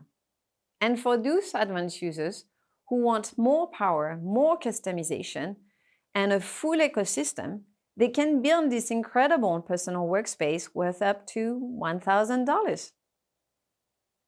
We are well set for sustainable long-term growth. As people plunge into the hybrid reality and the demand for digital creation, the value of a good workspace will become even more apparent. We believe people will come to Logitech for the solution at home, at work, and on the go. And why Logitech? Well, we are a market leader. We have an incredible portfolio with simple and intuitive innovations, and we have the right setup for everyone, or nearly everyone. We have so many opportunities to grow markets with faster refresh cycles, upselling and bringing in more audiences, not to mention the many new categories we can pursue using precisely the model I've just shared. To be honest, as GM, my biggest challenge is to decide where to focus. We have so many exciting opportunities to tackle. I will now hand over to Prakash. Thank you. Thanks, Delphine. Hi, I'm Prakash Arankundaram, CEO of Logitech, and it's great to be back to talk to you about operations and sustainability. We've had a crazy couple of years. Despite many disruptions, we delivered revenue and market share growth in FY21 and 22. And this fiscal year, we've also navigated a market situation to maintain our market shares while positioning for the future. Underlying all of this, we have a proven track record. Firstly, to execute cost, inventory, and diversification at scale while navigating a diverse business. Secondly, creating products with great design and build quality. And thirdly, doing all this and more sustainably. In my session today, I'll talk to you about these three. First, a quick reminder. We manage a diverse portfolio of brands and categories, featuring high-quality products that win design awards, and we're blessed to do it in a climate-positive way. And how we do all this through our operations is that we source thousands of components with hundreds of key suppliers globally. And we've added dual-source components and alternate suppliers through our portfolio through the COVID years. Our manufacturing is a unique blend of in-house and outsourced production capacity. We're able to manufacture a diverse range of products, everything from a $4,000 rally bar all the way to a $10 mouse. This unique capability enables us to scale up and down fast, and we make more than 150 million products a year. Our global distribution reaches 80 countries through retail, e-tail, distributors, and direct customer model. And we've shipped over 5,000 cubic meters, or more simply, 15,000 containers to customers annually via many modes of logistics. Through all of this, and with our differentiated customer experience, we reach millions of end users through our diverse channels. But really, what does all this mean for our operational capability? What is our focus? First and foremost, it's cost. The strong inflation we've seen in the raw materials and labor markets we track seem to have peaked. Now we're looking at end-to-end our product costs, from design, components, assembly, all the way to distribution to bring our costs down. Second, we're looking at inventory. The unprecedented global disruption from the pandemic meant we needed to hold more inventory and manage our shortages. Now things are settling down a bit, and we're working to bring our inventory back in line with the current needs and free up cash for other activities. And finally, supply chain diversification. We're on track to produce more than 20% of our products outside of China by end of this year. Our own factory is automated 75%, giving us unparalleled flexibility. We can also make many of our product categories out of China and are beginning to component diversify on a path to accelerate further diversification. By focusing on these three areas, we're ensuring we're resilient in face of market shocks. And we are positioned to deliver sustained product improvements on our product costs. Let me start by first talking about product costs. Product cost reductions have been in Logitech's DNA for many years. We've been on a cost reduction journey, actually since I joined in FY16, driven mainly by design company ethos, which is designing for cost. And you can see our track record in the consistent performance on COGS as % of value shipped. However, like many companies over the past several years, we had unprecedented shortages while we supported growth. And during the same time, since 2019, we've also been diversifying our supply chain, our suppliers, taking advantage of second sourcing opportunities, and leveraging our larger size and our manufacturing know-how to move rapidly. But in the last 18 months, we've had inflationary pressures, which have resulted in some product cost increases. And looking ahead, we are redoubling our focus to bring cost reductions back to the portfolio. Our focus is now to reverse this recent upswing in cost. And we're going to employ a variety of techniques, strategically controlling parts of our supply, using value engineering to support and supercharge our design for cost efforts, utilizing our diversified and second source supply base for leverage, and really using next-gen logistics capabilities to supply to our customers. We are maniacally focused on cost, and this is a DNA we've had at Logitech across our operations, engineering, and product teams. And we're turning it on this year to bring the cost curve down over time. Inventory. As I mentioned briefly in the last slide, there's been multiple shocks to the global economy, the pandemic, and its aftermath. The component shortages that you saw from semiconductors resulted in severe shortages. The shipping routes were disrupted due to port congestion, and an unexpected global demand surge caused lead times to balloon. Consumer demand for goods saw unprecedented growth, and then inflation and currency headwinds kicked in. And while the world opened up, all this led to global demand volatility. We built inventory to satisfy higher demand and to guard against these supply disruptions. However, now the lead times are actually coming down, shortages are getting resolved, and we are bringing inventory back in line with our improved global conditions. You already saw us bring our inventories down last quarter, and we know what it takes to operate with better inventory turns. And to make that happen, we're actually focusing on sales actions by region, adjusting our forecasting process, being more deliberate in our launch plans for new products. We're also rebalancing our inventory across regions, so we're best positioned to take advantage of a shifting market demand. We expect to bring the inventory curve also down over time, barring any other macro events. We're continuing to diversify our supply chain, evolving from mainly dominant production in mainland China to secondary locations for assembly spread across new countries and regions. By end of this fiscal year, we're on track to make 20% of our products out of China. We've automated more manufacturing, and this really allows us to move production lines easily. We have shifted manufacturing for every major product category and now have the know-how to move assembly for all product categories. So really moving forward, our focus is both on finished goods assembly and ultimately moving the associated component supply chain and corresponding supply networks. We're looking to optimize our supply networks to take advantage of production opportunities, aligned with our end markets in the US, Europe, China, and the rest of the world. Our focus is to leverage tariff favorability, proximity to customers, while maintaining our strategic priority to continue to rapidly diversify. We've talked to you for the last few years about the disruptions and the many challenges. As we look right now, we still have headwinds with intermittent disruptions, geotension, inflation-led market issues, and variability in our product mix. However, we also have many tailwinds. Components are no longer short, as they were when I talked to you last year. Cost pressures are showing signs of easing. Shipping congestions are resolving. Ocean lead times are better. And China has, at this point, reopened. Overall, while many challenges remain, the operational environment appears less disrupted than it has in the past several years. With that, I now want to move to talk briefly about our product design DNA. As you heard from Scott, Ujesh, and Delphine, we continue to innovate both in our hardware and software experiences.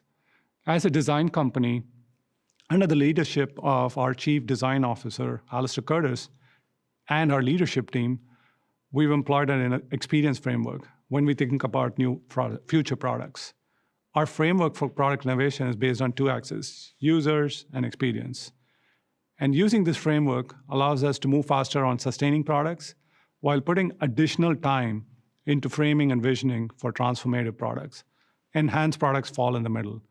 Our product innovation playbook starts with iterate and prototype to design an appealing product that meets the financial criteria. We iterate quickly, bring engineering technology ingredients and software into our product development process. And finally, we commercialize the product, leveraging our supply chain and go-to-market to enter target markets. The framework, the design principle, the launch process are all applied across the company and have really allowed us to continue to innovate new categories and in existing products. Granted, this may look similar for many companies, but here's the key difference.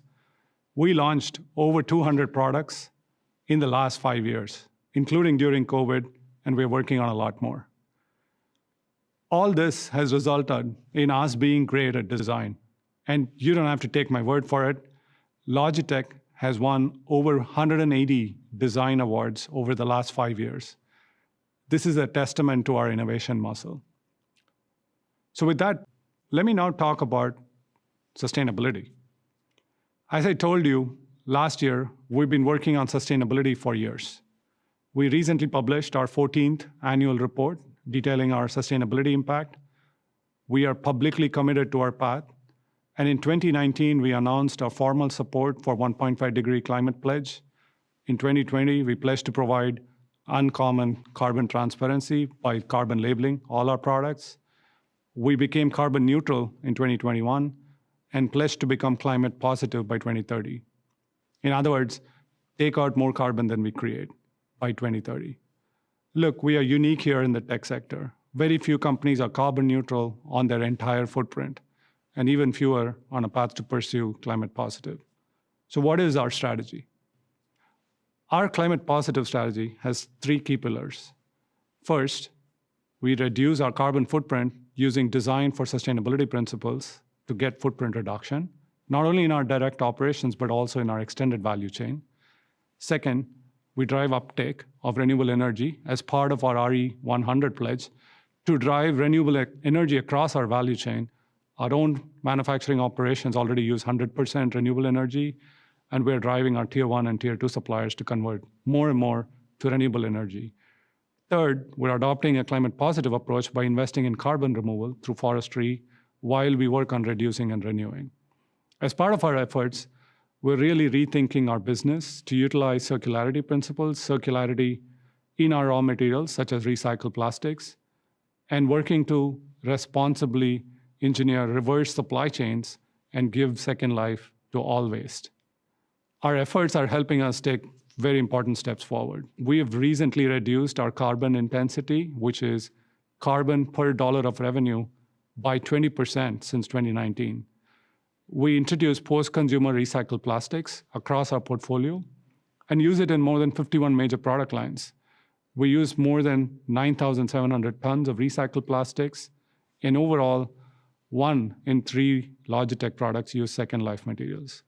Last year, we also launched the first keyboard using low-carbon aluminum, one of our more carbon-intensive materials. We use design for sustainability tools when developing new products, and it's embedded in our innovation process for every new product. We're eliminating plastic bags and limiting single-use plastic. And just in FY22, we eliminated 29 million bags, a 3-fold increase versus FY21. Our long-term goal is to eliminate plastics in packaging completely. And we put a lot of effort in redesigning printed circuit boards to reduce their carbon footprint. We've also kicked off an effort called Future Positive to attract many small and large businesses to invest in cleaner PCBs and power management technologies. All these are detailed in our FY22 impact report. We've now applied these exact principles to all our products: mice, keyboards, headsets, video products, audio products, everything. But more than the numbers, let me show you just one example of how we bring this to life during our design process and what it means in practice in this video. Our goal is ambitious, to significantly cut the carbon impact of Logitech products across the portfolio. One example is Logitech G's A10. We did a life cycle assessment of the first gen, found all the carbon footprint hotspots, and rebuilt it, maintaining the durability of the early design, but expanding its lifespan. We added swappable parts and eliminated glue on the headband, making A10 easier to potentially refurbish. We also cut the length of the mic boom by 10 millimeters without affecting audio quality. We rethought the color. Desaturated pastels are a welcoming, non-traditional color option for new and younger gamers. We maximize the use of recycled content in light-colored plastics by overcoming many engineering challenges. Plus, there's no paint, so the plastic is recyclable at the end of its lifetime. The plastic parts in A10 are now made from 35 to 85% recycled content, with PVC-free cables and low-carbon aluminum made with renewable energy, not fossil fuels. To make packaging more sustainable, we utilized space better and used more universally recyclable materials. This new packaging is almost entirely made from recyclable paper. Like the hang tag and tray used to be plastic, now it's paper pulp. The plastic bag is gone, replaced with printed tissue paper. We think it looks pretty cool. Users seem to think so too. Yo, hold on. This feel mad recyclable. This smell mad good for the environment. Hold on. The only single-use plastic is a piece of film on the high-gloss mic finish. That's a big reduction. A10 looks great, achieves up to 38% carbon impact reduction compared to the previous generation, plus a 32% increase on the Logitech Circularity Index. That carbon reduction adds up to 57 tons of CO2 equivalent per 100,000 units, which equals about 140,000 miles in a gas-powered car. Our goal is for every design decision in every new product to take account of environmental impact. And this is just the beginning. As you saw in that video, some great work is in place to reduce the amount of carbon in our products. This is one commitment we've made publicly. And being transparent with our consumers, showing the carbon footprint impact, is another commitment we've made. And as I've said before, Carbon is the new calorie, and as a consumer, you should know how much carbon you're consuming. Logitech is still the first consumer electronics company to continue to provide life cycle carbon information openly and transparently. And we're committed to sharing our methodology and measurement processes for others to use and really join us in carbon transparency. We've actively engaged with many peer companies and industry think tanks to do exactly that. And we're doing as we committed. We have over 45 products already carbon labeled on shelves and on our way to carbon labeling all our products. And our consumers are starting to notice. Finally, I want to share how our efforts are being recognized. We continue to receive acknowledgement and high regard from noteworthy sustainability ratings organizations and are listed on major climate-oriented indices. We continue to be on the Dow Jones Sustainability Index. We're on the Morgan Stanley AAA rating. EcoVadis rated us top 1%. Financial Times actually rated us #1 in Europe, and much more. We're demonstrating our commitment to sustainability to customers and consumers, and most of all, to our shared blue planet. And with that, I'll turn it over to Chuck to talk about our financial outlook. Thank you, Prakash. As you know, I recently joined the company last month. Prior to joining, I was so impressed watching Logitech's performance through the pandemic and global supply chain disruptions. Now, after being on board for a month, I'm equally impressed with the cost discipline as we navigate through this transitional period. I joined Logitech because I believe in the long-term opportunity we have in front of us. First, video is in the next phase of technology disrupting communications, just as the telegraph, landline, and mobile all did back in their day. Second, as you heard from Ujesh, gamers and creators keep redefining the world that we live in. Given the pace of change, just think of where esports and gaming will be in a few years. Finally, as Delphine mentioned, the legacy of Logitech will play an even bigger role with the transition to hybrid work and growth in the creator and content consumer economy. With that in mind, a few points Bracken made really resonate with me. First, we're a design and innovation-led company. Second, we have evolved our world-class operations and go-to-market capabilities. And lastly, something that is very important to me, we operate with financial discipline, sizing our expenses for the opportunity in order to protect our operating margins. Let's start with wrapping up fiscal year 2023. We are maintaining our recent outlook, which calls for net sales to decline between 13% and 15% in constant currency, and non-GAAP operating income of $550 million to $600 million. Fiscal 23 has been a difficult year, and clearly we're disappointed with the financial results. With that said, we expect to roughly maintain or grow market share in most of our key categories. To build on that, we continue to navigate a dynamic market condition and on multiple fronts. As we've seen in the headlines with many companies, they continue to focus on cost reduction, announcing layoffs, and delaying spending as near-term visibility remains low. As you heard from Scott, the pace of return to office has been uneven. Companies are still in the process of determining their strategy for the hybrid model. We remain steadfast, though, in our optimism that we will see further investment in personal workspaces and collaboration rooms. When it comes to inflation, interest rates, FX, geopolitical tensions, we expect these to be ongoing issues based on what we have seen in the market.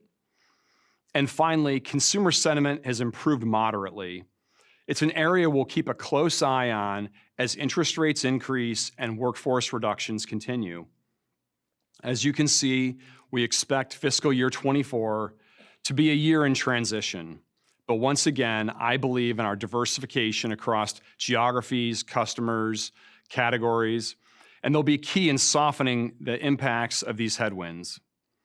So now let's shift gears and talk about what we control. As I just stated, fiscal 24 will be a year in transition, and I believe companies win in transition. We are well positioned because of our financial discipline, no debt, a meaningful cash position, and a very clean balance sheet. As we navigate this dislocation following the pandemic, we are taking actions to quickly reduce our costs while maintaining our key investments. This short-term versus long-term trade-off is critical. We could, for example, cut significantly more OpEx to improve the short-term results. However, that could jeopardize our position when the markets return. We believe we are striking the right balance to protect our margins in the short term, yet position us to take full advantage when the markets stabilize. A couple of specific examples. First, we expanded the capabilities of our enterprise sales team. This has driven significant growth in our B2B categories, which now represent more than 35% of our total company sales. Another example is our expanded software engineering and R&D teams, which has accelerated the launch of many new products. One of our key priorities that Prakash touched on is to have a lean and efficient value chain. Simply put, when we eliminate and reduce trapped working capital, that is good for our vendors, our customers, and for Logitech. With that said, we'll see an opportunity to improve the cash conversion cycle. We have taken actions to reduce our on-hand inventory, which is down sequentially 3 quarters in a row. We are also focused on channel inventory, which is within normal operating levels. However, there are certain categories that need to come down and others that need to increase. This requires constant and active management, both in up markets and down markets. The objective of our focus on the purpose-built value chain is to improve return on invested capital. Our plans with respect to capital allocation remain unchanged. As we've said in the past, we are focused on investing for the long-term growth, including M&A, and then returning excess capital to our shareholders. We remain prepared to acquire companies when we identify a target that can accelerate our entry into a new category or strengthen our position in an existing one. In addition to organic and inorganic investments, we've used our stronger cash generation to increase capital returns to shareholders.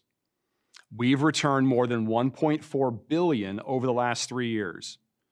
In the near term, we plan to continue our share repurchase program and payment of an annual dividend. Now let's talk about our long-term model. As Bracken mentioned, we still believe the fundamental tenets of the long-term model make sense. Pre-pandemic, our gross margins were just below 40%. As the pandemic hit, we limited discounting. That, coupled with significant volume increase and the mix shift to video products, drove gross margins well above 40%. Now in this transitional stage, we are back below 40%, but as you heard from Prakash, we have some potential tailwinds that will help over time, we believe, to improve gross margins from the high 30s to the low 40s. While our plans are not final, our goal is to reduce OpEx to a run rate of approximately $1 billion, which is down approximately 27% from fiscal year 22. While we can further reduce costs, as I mentioned earlier, we believe that the best strategy is to protect the core investments, specifically in enterprise sales force and R&D, so we emerge strong when the market stabilizes. To help understand our business in fiscal 24 in more detail, we are providing information on the rankings of our products based on profitability and growth expectations for next year. The key point here is that we are dynamically managing our portfolio to deliver financial results. The table on the right-hand side is the quarterly breakdown % of full-year sales based on recent trends. Our current thinking is that the markets in the first half of 24 look a lot like our business today in Q4. And now to update you on our outlook. With the current market uncertainty, we have limited visibility to the second half of next fiscal year. Therefore, we are focusing our outlook on the near term. Over time, we plan to revert back to a full year outlook. We expect first half fiscal 24 revenue of $1.8 billion to $1.9 billion, down approximately 22% to 18% respectively versus the prior year. Our corresponding operating profit to be between $160 million and $190 million, down approximately 47% to 37%. To end where I started the presentation, we are very excited about the road ahead for Logitech. Our ability to grow market share as a larger, more efficient company holds true. We have a consistent approach to winning in the market through scaled innovation, diversification, and operational excellence that will continue to deliver results. Now, with that, let me turn it back to Bracken. Bracken? Thank you, Chuck, and thanks to everyone that presented today. I am so proud of this team and what they bring to Logitech every day. In a moment, we'll take questions, and we're excited to hear what's on your mind. Let me close by circling back to where I started. As you all know, I'm guided by the long term, and I remain super energized about the long-term opportunity in front of us. We have strong capability advantages, and we're building out those capabilities further. As importantly, and as you've heard, we have leading positions in our markets, and our markets are backed by strong long-term tailwinds. This is an exciting time for Logitech. I can't wait to take your questions. Give us just a minute to get to the same room, and we'll get started.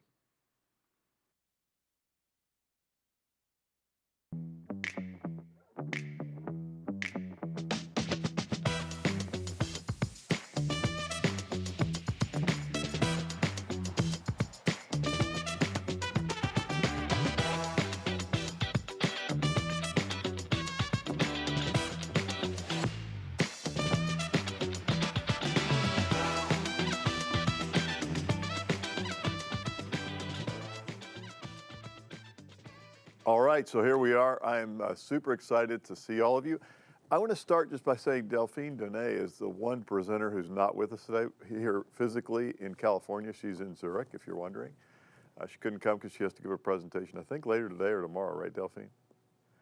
Okay, so, but you can also ask questions about absolutely anything in the business. I do want to start by just saying, you know, it's really fun to watch these presentations. You know, sometimes I realize I'm so close to the business that when I step back and listen to all these people present, I'm absolutely blown away by two things.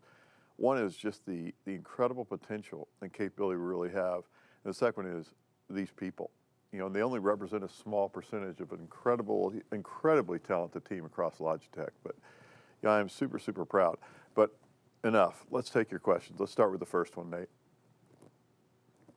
Great. As a reminder for those that would like to ask a question, please raise your virtual hand. And we'll get started with Asia Merchant from Citi. Good morning, Asia. Hello, Asia. Hey, good morning, everyone. Thank you for all the details. I have a couple of quick questions. Hey, Asia, if I could direct everybody in the beginning, let's just do one at a time so we can kind of keep track of them, because sometimes people ask two or three at once. Just one question, Sure. and then you can have another one, but we'll answer it, then go to the next one. Okay, sure. So some of the larger PC players are calling for a bottom in the March-April quarter. Logitech just sounds a little bit more cautious than that. I know PC and PC peripherals are not tightly correlated, but just broadly on consumer sentiment, consumer spending, and enterprise spending, to what extent has the first half 24, the near-term guidance, been de-risked at these levels? Well, first of all, you know, related to the other PC players, I can't speak for them. We can't speak for them. What I would say is we just reflected really the continuing momentum into the first half that we saw in the last half of the year. We really didn't alter it much. You want to add anything, Chuck? Yeah, I mean, I think, Asia, it's a good question. Certainly, the consumer's fairly strong right now, but we're on sort of a short-term rising interest rates you hear in the news cycle. And so we're probably a bit more cautious than they are, but we just believe that the first half looks a lot like where we are right now in Q4.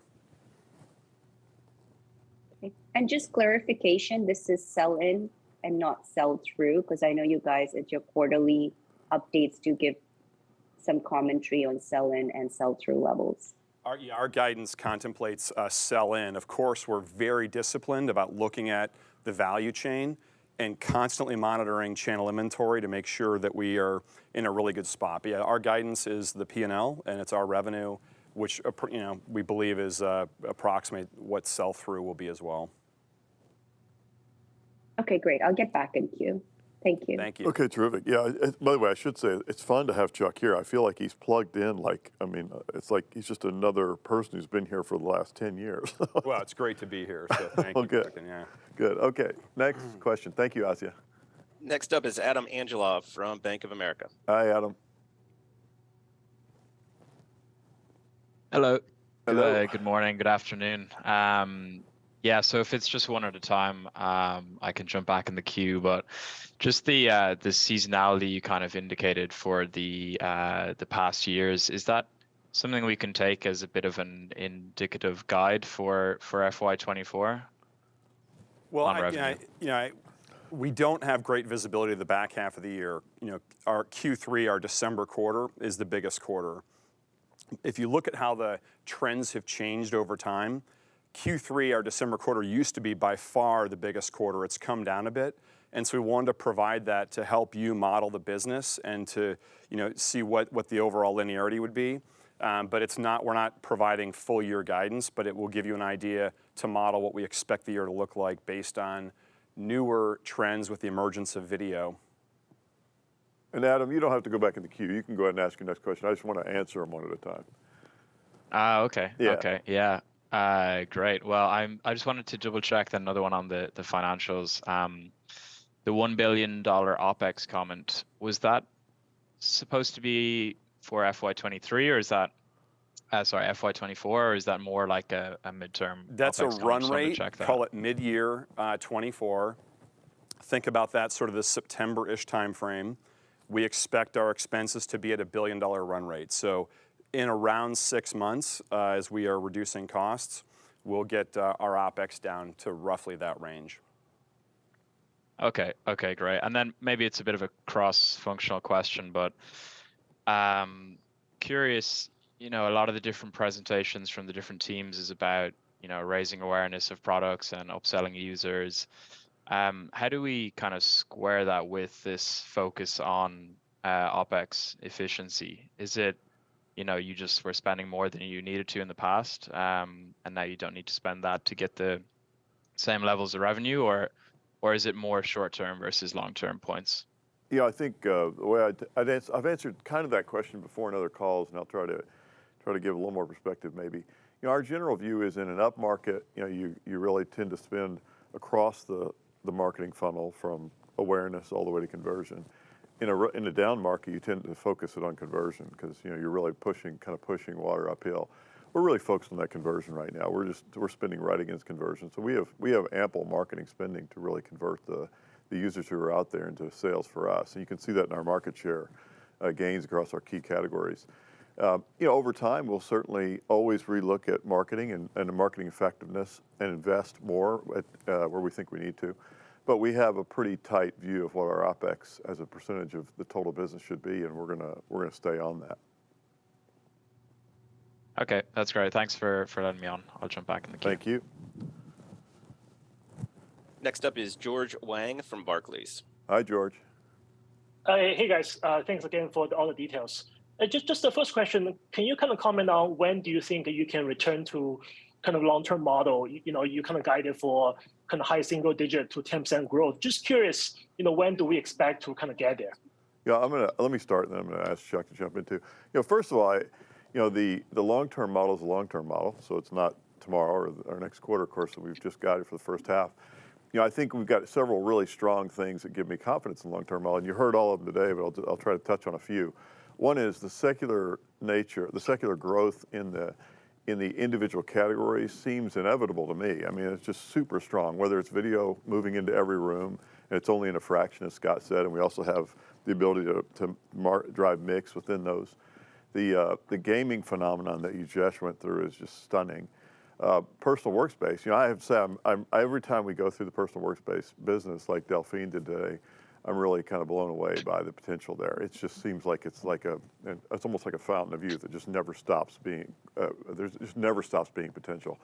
So all those are good. And then we've got the secular opportunity, I think, on the gross margin side that both Chuck and Prakash talked about, which is you've got inflation and currency that are kind of working against us and have been for the last year and a half. Those are going to unwind. Trying to figure out exactly when the unwinding of the inflation, currency, general cost piece, as well as when does the market come back and when do we start to see a recovery in the macro? It's hard to say, but I feel really good about it happening. You just can't pick a quarter or anything like that. You want to add anything to that, Chuck? Well, I would just add that it's a really great business model. I mean, right now our gross margins are in the high 30s, but as the environment normalizes, we think that we're going to be up in the, call it, low 40s, and then we'll grow faster. Revenue and margins will grow faster than OpEx, and we'll get that leverage and that kind of spring-loaded model. When does that happen? I have no idea. Is it a year, 2 years? We just don't know. It's the factors that Bracken just mentioned. But the business model that we have, the long-term model, is just such a great model. It makes money in bad times and in good times. So we feel really optimistic about the future, but unsure of the short term. Oh, okay, great. Yeah, I have a quick follow-up. Just maybe you can kind of unpack kind of your thoughts on the pace of the recovery across different categories. Last time you commented on kind of first in, first out, being the gaming kind of first to recover because they went down the first, and also kind of faster refresh, the VC being the opposite. I mean, are you still sticking to the same viewpoint, as it relate to, you kind of laid out in this one slide, kind of, pecking order in terms of the growth rate for FY24, and I kind of saw the VC being the third place in terms of the growth rate. Just curious, and you have any kind of latest thoughts in terms of the trajectory of recovery across categories? Let me start with that. I'll just say we don't have a crystal ball on that, but if my intuition is that gaming probably will start to come out of it a little earlier. We got several really strong things in gaming that are more short term. I don't expect it to turn around this quarter or next quarter, but we got some really good things. There's a lot of game titles coming out. We've got a great wheels business that you just talked about that I was really impressed by and continue to be blown away by. So we've got some really good dynamics in the gaming business, and the gaming business is a super high interest business for consumers. So, when availability of cash is there, I imagine it will come back, probably a little earlier than the others, but we'll see. I don't think I have too much more to add than that. You want to add anything to that? No, that's great. Okay, good. I'm gonna jump back to the queue. Okay, thank you. I like that you're going back in the queue. That means you have more questions. You and Adam and us, you all have more questions. Oh, I'm kidding. You might not. Okay, next. All right, next up is Paul Chung from Hey, JP Paul. Morgan. Hey guys, thanks for taking my questions. Thank you. And Chuck, good to see you again.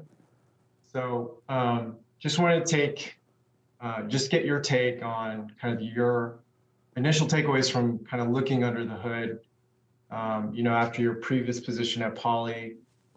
Where do you see some competitive strengths in VC? Where can the firm improve in your view? And then do you see more kind of material share gains in kind of the larger conference rooms? And then I have a follow-up.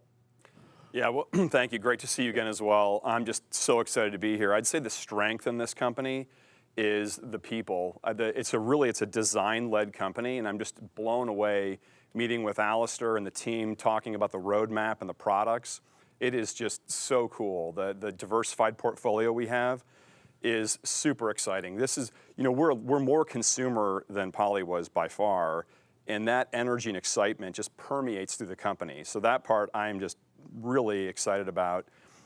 I think, every company has their strengths, and I would say on the video side here, the business that Scott built in a relatively short period of time is amazing. The product portfolios, the market share, number one market share, it is just astounding what Scott has done with the video category. So I'm not going to go through and say anything negative about Poly. They're a great team and had a great experience there, but I'm just super thrilled to be here. Okay. And then I guess just on the cash flow outlook, you mentioned kind of that 1x pro forma operating profit for 24. How do we think about inventory levels as we exit 24? Can we see that coming down year on year? And then given the working cap drag over the past 2 years, can we see some upside to that 1 times, pro forma EBIT, given some of that catch up there? Thank you. I think so. I'm going to have Prakash answer that one because he's just an absolute machine on the operations side, but the answer is yes. Yeah, thanks, Chuck. I think, as you probably saw, we've been bringing inventory down sequentially quarter over quarter. And as I kind of said in my prepared remarks, we deliberately focused on actually doubling our business and therefore, actually looking at the disruptions that hit from COVID, the logistics issues we had, the component shortages, and really put us in a position to gain market share over the last 2-3 years. And if you go back before that, we've had the track record to run at 5 turns to 5 to 6 turns, and we've had that DNA to actually execute. And the way we do that is look at regions, the sales forecast, actually look at the run rate, look at what products and what geos, and actually manage that really tightly and respond to that pretty quickly. And as we look at like some of the new products and launching and looking at kind of the market situation and the guide that we just gave, we're going to keep a very close eye on it and essentially make sure that our inventory levels comes back to that operating range over time. So that's our game plan. So you should expect to see it come down. Can I add to that? First of all, I just can't overstate what an amazing job Prakash has done leading the operations team to ramp up and ramp down across different parts of the business, not just inventory. But I would also say, Chuck said something about transitions. Great teams win in transitions. I think you said that. Yeah. And I'm some of you know I'm a basketball fanatic, and it's amazing to me how great teams really do win, shifting very quickly from offense to defense and defense to offense. I played last night, and I was really thinking about this because I knew this presentation was going to happen this morning. And that, if you look at what we've done in cost, for example, how fast we ramped up, hoping that we could, really kind of bridge the period when maybe there would be the slowdown, but not too much of a slowdown. We had a bigger slowdown than we expected. We ramped way down this year, as you know, and we'll keep it down, and we'll take it down further if we need to. So that move in transition is really, I think that flexibility of Logitech is another one of our big strengths. Okay, great. And then just for my last one, I'll squeeze in just on the manufacturing expansion across, Asia, Southeast Asia, and Mexico. Can we see more expansion maybe in Mexico?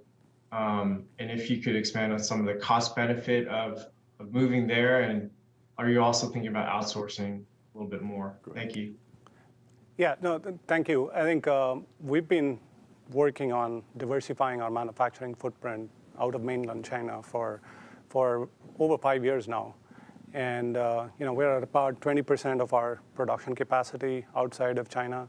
And more importantly, I think we've been able to move all product categories that we make at Logitech across everything that you see, the diverse portfolio, actually move them in and out of our manufacturing facilities, be it in China and in Southeast Asia.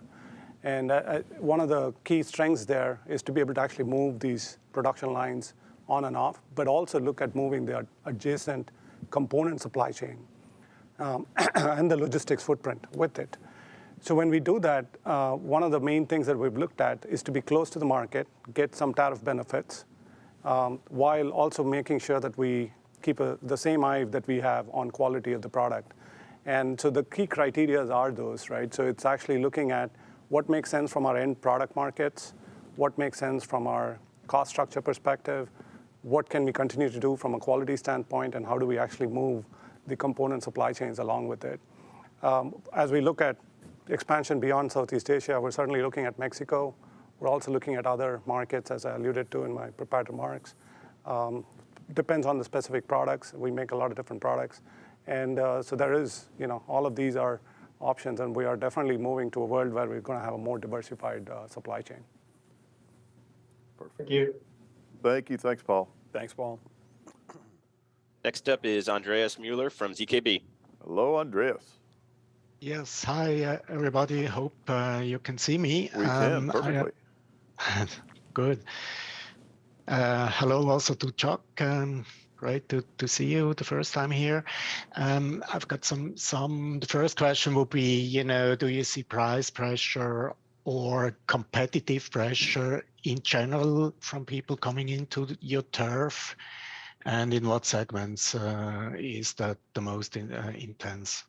I'll start with that. Delphine, get ready because I might bump this part of this off to you.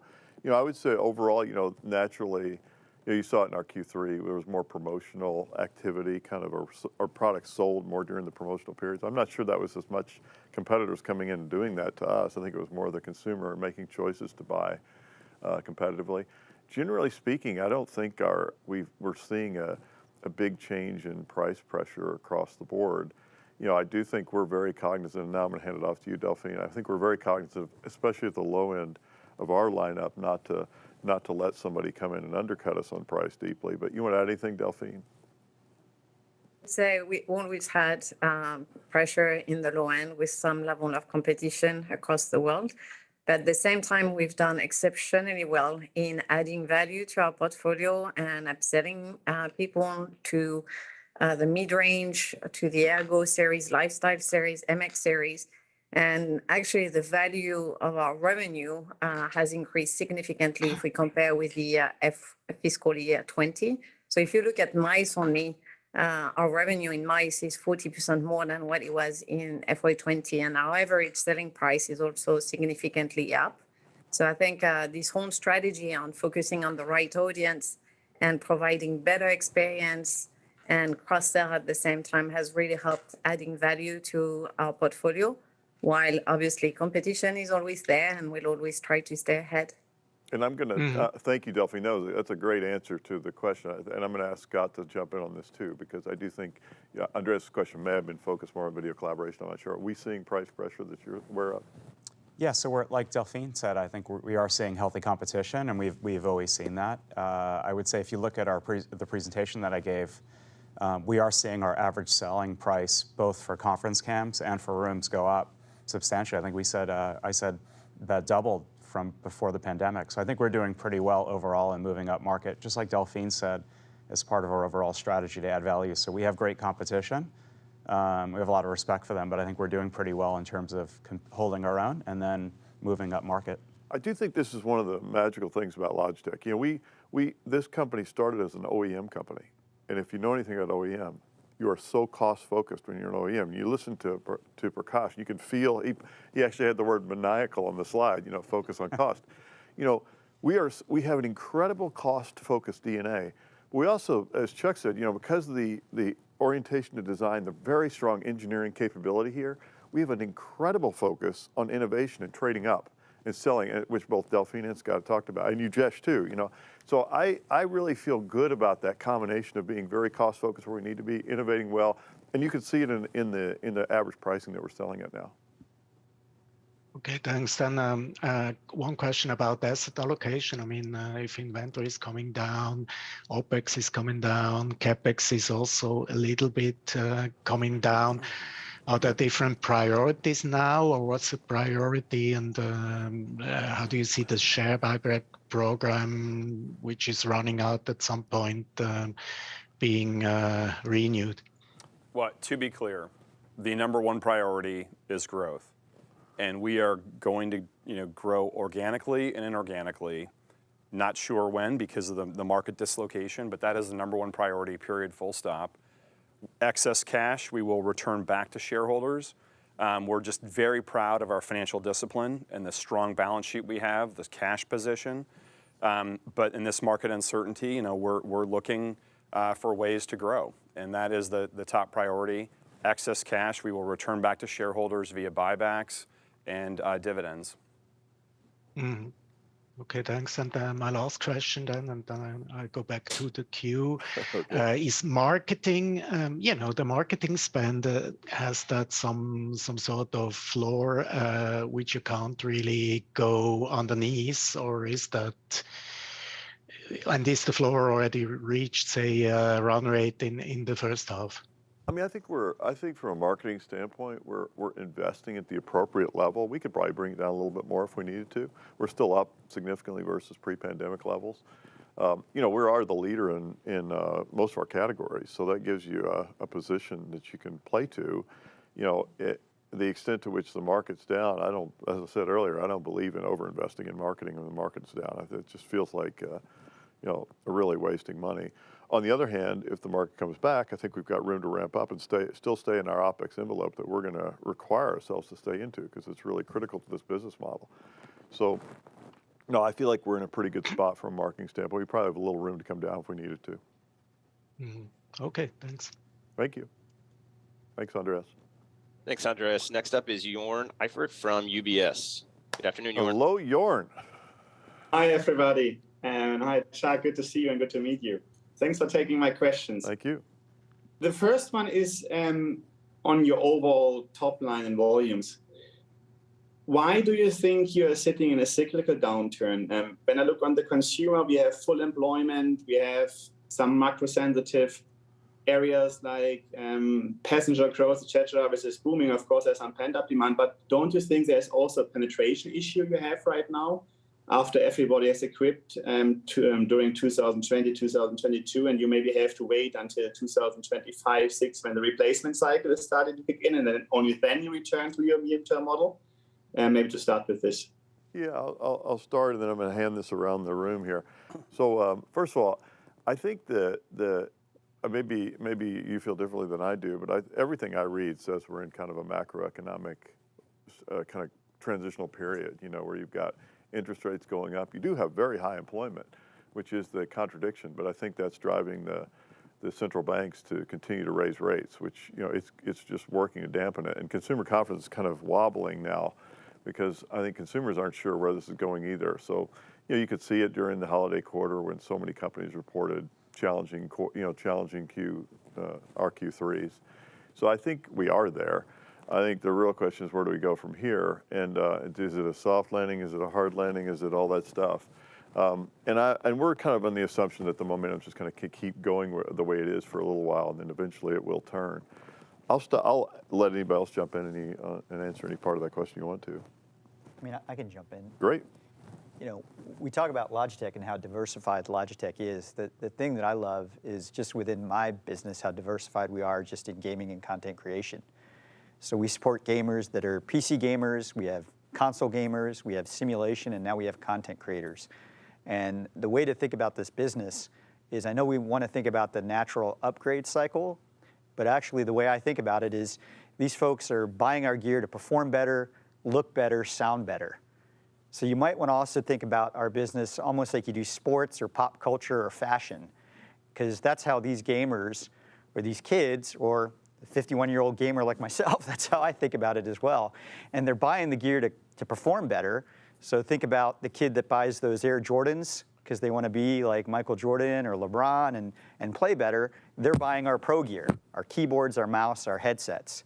Now you add content creators on top of that. They're buying all of those products I just talked about, but now they're buying a camera, a light, a microphone, our Streamlabs software, and putting that all together. And I don't know if you have kids at home, but if you do, you should talk to them, ask them what games they play, what content creators they follow. Those creators are on Twitch, YouTube, TikTok, Instagram, all the places our kids are, and they're buying all of our gear to do that. So that's the kind of way I think about it, and that's why I am personally excited about our long-term growth opportunities. And let me just touch on the penetration question for each of our categories. I think, you saw in Ujesh's presentation, you talked about 150 million new gamers coming in.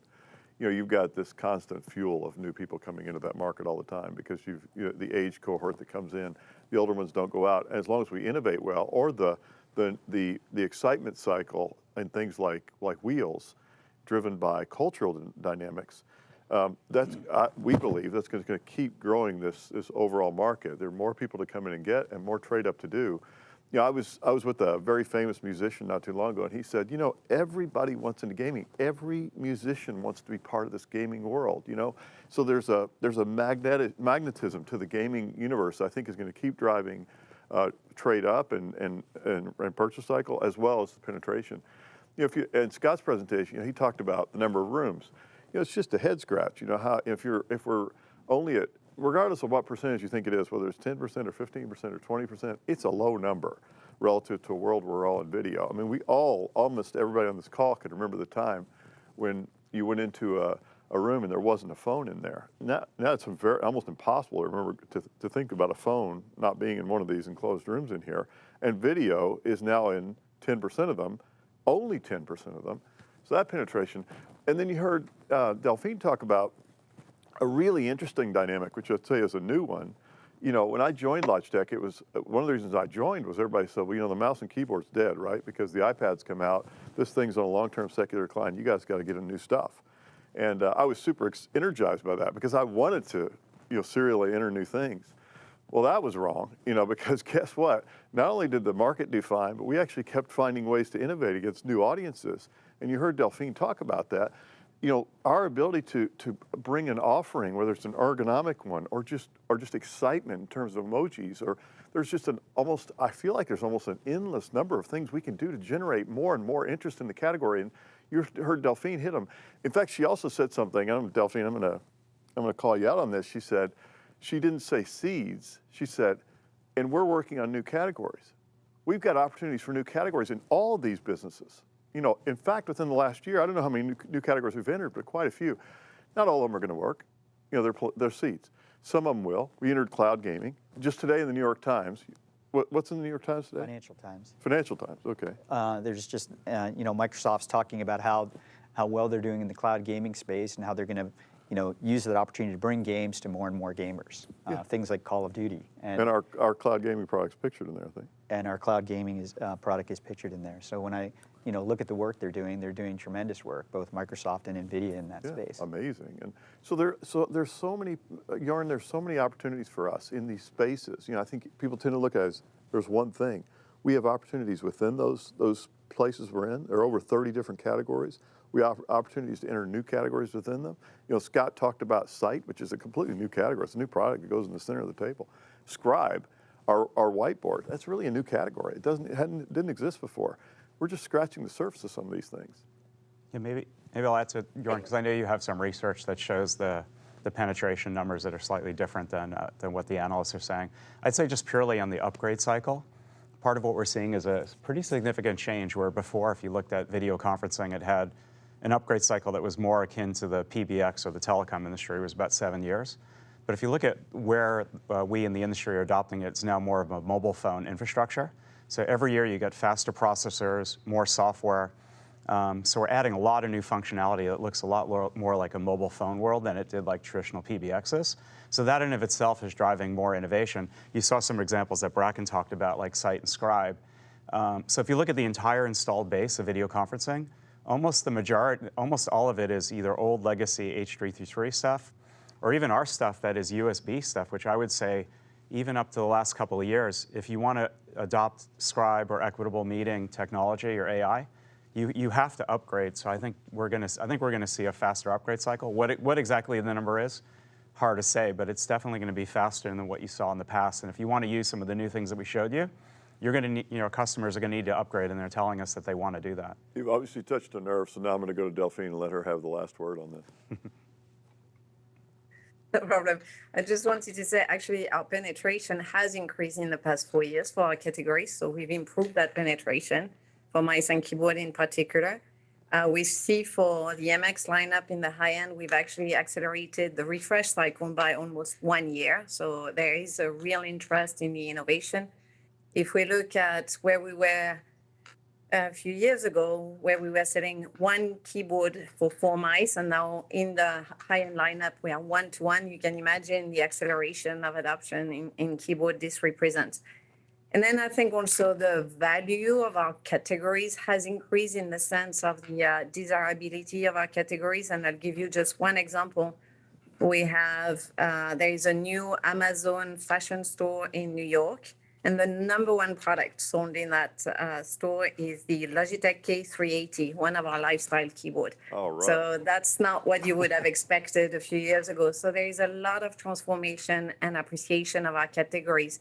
Thanks to the pandemic, people working in in spite of the pandemic, people working from home, having not necessarily the right setup and now upgrading to the right setup. So plenty of opportunities. You know, and Jorn, I'll take advantage of that comment and say, you know, Prakash mentioned our design team and what a great job they've done working with our product teams and Prakash, who's overseeing the overall, Prakash oversees like half the company, but overseeing this engine that we have for innovation. and they're about to, will soon announce their biggest award yet, but they continue to win awards. And that's because we do have this innovation engine that creates opportunities for more penetration and more upgrade and more of everything. Thanks a lot for this. And if you allow me, really just one quick technical question on the gross profit margin. Is your FX benefits on the current spot rate and the freight cost benefits, are you still sitting in hedging for the next 2-3 quarters on more unfavorable terms, and we only see the benefits in the second half? Or how should I think about this? You want to take that one? I'll take it. So I think I picked up most of that. So FX, as you know, has been a significant headwind. It's been depressing our gross margins. We don't do revenue designated hedges, so we protect the balance sheet and hedge cash flow hedges and the balance sheet. But effectively, the revenue line is at effectively the spot rate. And so as the currencies hopefully stabilize and we have increased prices in a lot of our categories to offset that, I think that the future looks a little better. We're cautious, though, over the next 6 months, year. We're unsure. But I think the combination of price increases, cost reduction, decreased freight, we've seen some tailwinds now with freight, global supply chain issues easing. So we think there's upside to gross margins going from the high 30s to the low 40s. Unclear over what time horizon, though. Yeah, and I was just checking the spot rate for the dollar right now against the euro. It's wobbling a little bit too, so we'll see. But yeah, I think there's upside coming out, but exactly when it will show up, I think that's probably a pretty good explanation. Thanks a lot. Thank you, Yaron. Thank you. Our next question is from Serge Rotzer at Credit Suisse. Hi, Serge. Yes. Hi, Delphine. Good afternoon, Delphine in Zurich, and good morning, gentlemen, wherever you are. First question, not sure whether I misunderstood something, but on one slide you say fiscal year 24 projected net sales growth high to low. So that means that you expect growth for fiscal 2024. Is this true? And you mentioned every category, so you expect in every category growth. No, the slide is a ranking of growth from high to low, meaning a lot of those categories will be declining. Maybe not all. We haven't provided the numbers. But with the guidance that we provided for the first half of the year, 1.8 to 1.9 billion, suggests a pretty moderate decline in the first half of the year compared to prior year. Thank you for asking that question, because it probably clarifies. It's not per se growth, it's also decline, because it's a little bit misleading, but okay, got it. Thank you. Thank you. And then on that, a follow-up question on the margin. For the first 6 months, you are guiding a margin of 9 to 10%, which is rather low. Is this mainly due to the sales mix, so mainly lower sales in video coloration, obviously also in Delphine's product, or is it still a huge overhead, although huge fixed costs you still have to carry out? Take that. Yeah, it's a timing issue. Yeah. So if you think about the linearity, and there's a slide where we show linearity by quarter, Q3, our December quarter, is our biggest quarter, and our operating expenses are coming down. So the first half is suppressed because OpEx gets to $1 billion run rate by mid-year, and then December quarter is the biggest quarter, more absorption in the factory, higher margin. And so it's really a first half, second half phenomenon with declining costs. Perfect. So it's a CFO job, it's not a marketing job, huh? Every job is back a marketing in the queue. I release you, Bracken, We'll see what Chuck is able to do. Bye-bye, gentlemen. See you speak later. Thank you. No pressure. All right, our next question is from Michael Foot at Vontobel. Hello, Michael. Yes, hi, good to see you all. You too. Thank you. First question is again on the long-term growth model, and I was wondering how much sense it still makes in the context of 2 years of revenue decline, or even 3 years. Why you're sort of maintaining, or how should we read that long-term growth? Does it make sense to put it in perspective of the sort of the pre-pandemic trajectory you were on, and you picking up on that trajectory in the future again? Yeah, I think that's a pretty good way to think about it. I think if you look at, the pre-pandemic, we were on that long-term growth model, and I think really the the underlying assumption there is that, the secular trends that are there are, I would say, continue to be very strong across those three things. They're depressed right now because of the overall economic climate and then the big pandemic lift. But we believe that the long-term model is intact, including the growth rate. Okay, But thank it's you. a fair And question. maybe, I'm sure you're not the only one with that question because it's going to win. yeah, I mean, obviously we don't know the timing of when you get back on that track. Yep, but, and we don't either. sort of depending on what the starting point is, it makes it quite different. That's exactly right. And then one question, maybe for Delphine or Ujesh or both. I'm a bit confused regarding this, the positioning of your creator business. Is it, do I see it correctly that it's shifting somewhere away from the productivity, creativity business towards gaming, and how do you manage that? So who's actually in charge of creators now? Let me try this, and then I'm going to ask both of them to comment on it. It's really split. There are two pieces of creators. There are creators like professional creators that are creating content. So, for example, who are using Adobe Cloud and other things. And when Delphine talks about creators, we have them, for example, in this company. We have a lot of creators who are creating content using different professional suites like Adobe Cloud. And so that group is growing rapidly. They tend to be premium product users. I was just reading something this weekend from Civic Science. I'll get the number wrong, so maybe I can find it for you if you're interested. That under the age of, I don't remember the exact age, let's say 25 or 30, about 10 or 15% of people expect to do that for a living. Then there's another one, which is when Ujesh talks about creators, he's talking more about the creators who are creating content using podcasts and they're streaming gaming, especially gaming. The Streamlabs business, when we bought it, was almost completely gaming streamers, and it's kind of there. So when he's referring to, he's referring more to that audience. You want to add anything to that? Let's go to Delphine first, then Ujesh. Thank you, Bracken. Well, I think it's when we talk about segmentation, the segmentation, creators is a huge audience. There is about 1 in 4 people creating, content on social media every day. So my group focus on the creative professional video editors, photographers, designers, and it's really understanding their workflow, how they work remotely and collaborate remotely when they're creating. We help them staying in the flow, staying focused, and creating these amazing experiences.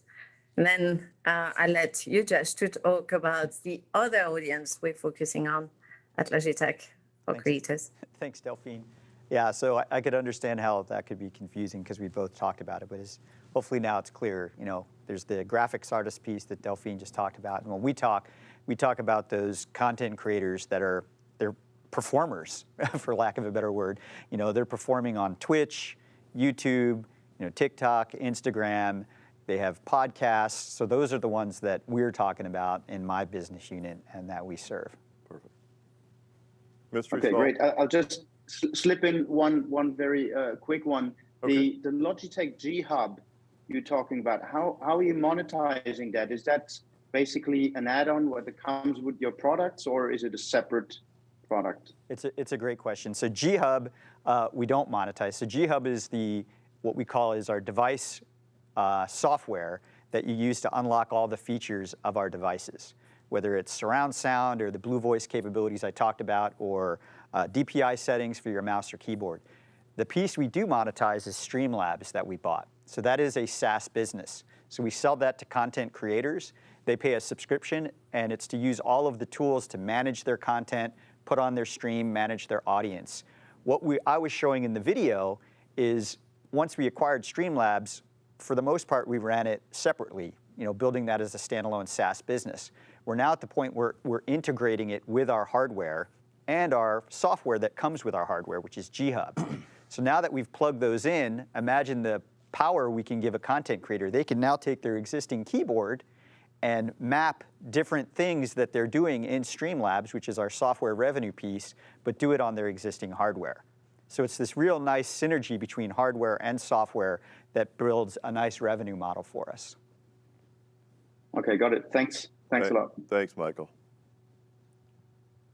Our final question for today comes from Eric Woodring at Morgan Stanley. Hey, Eric. Hello, Eric.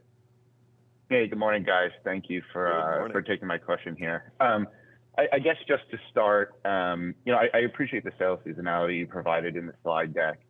Should we be thinking about operating income in fiscal 24 kind of following the same seasonality as those periods that you called out as well? Or could this year be a bit more second half weighted, just given some of the cost actions that you guys identified earlier in the presentation?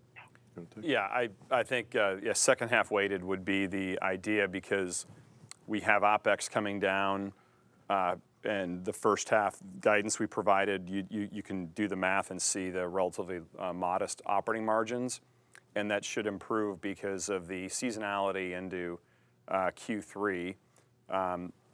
And so again, I think the long-term model we're excited about because this kind of spring-loaded benefit that we can get once the markets stabilize.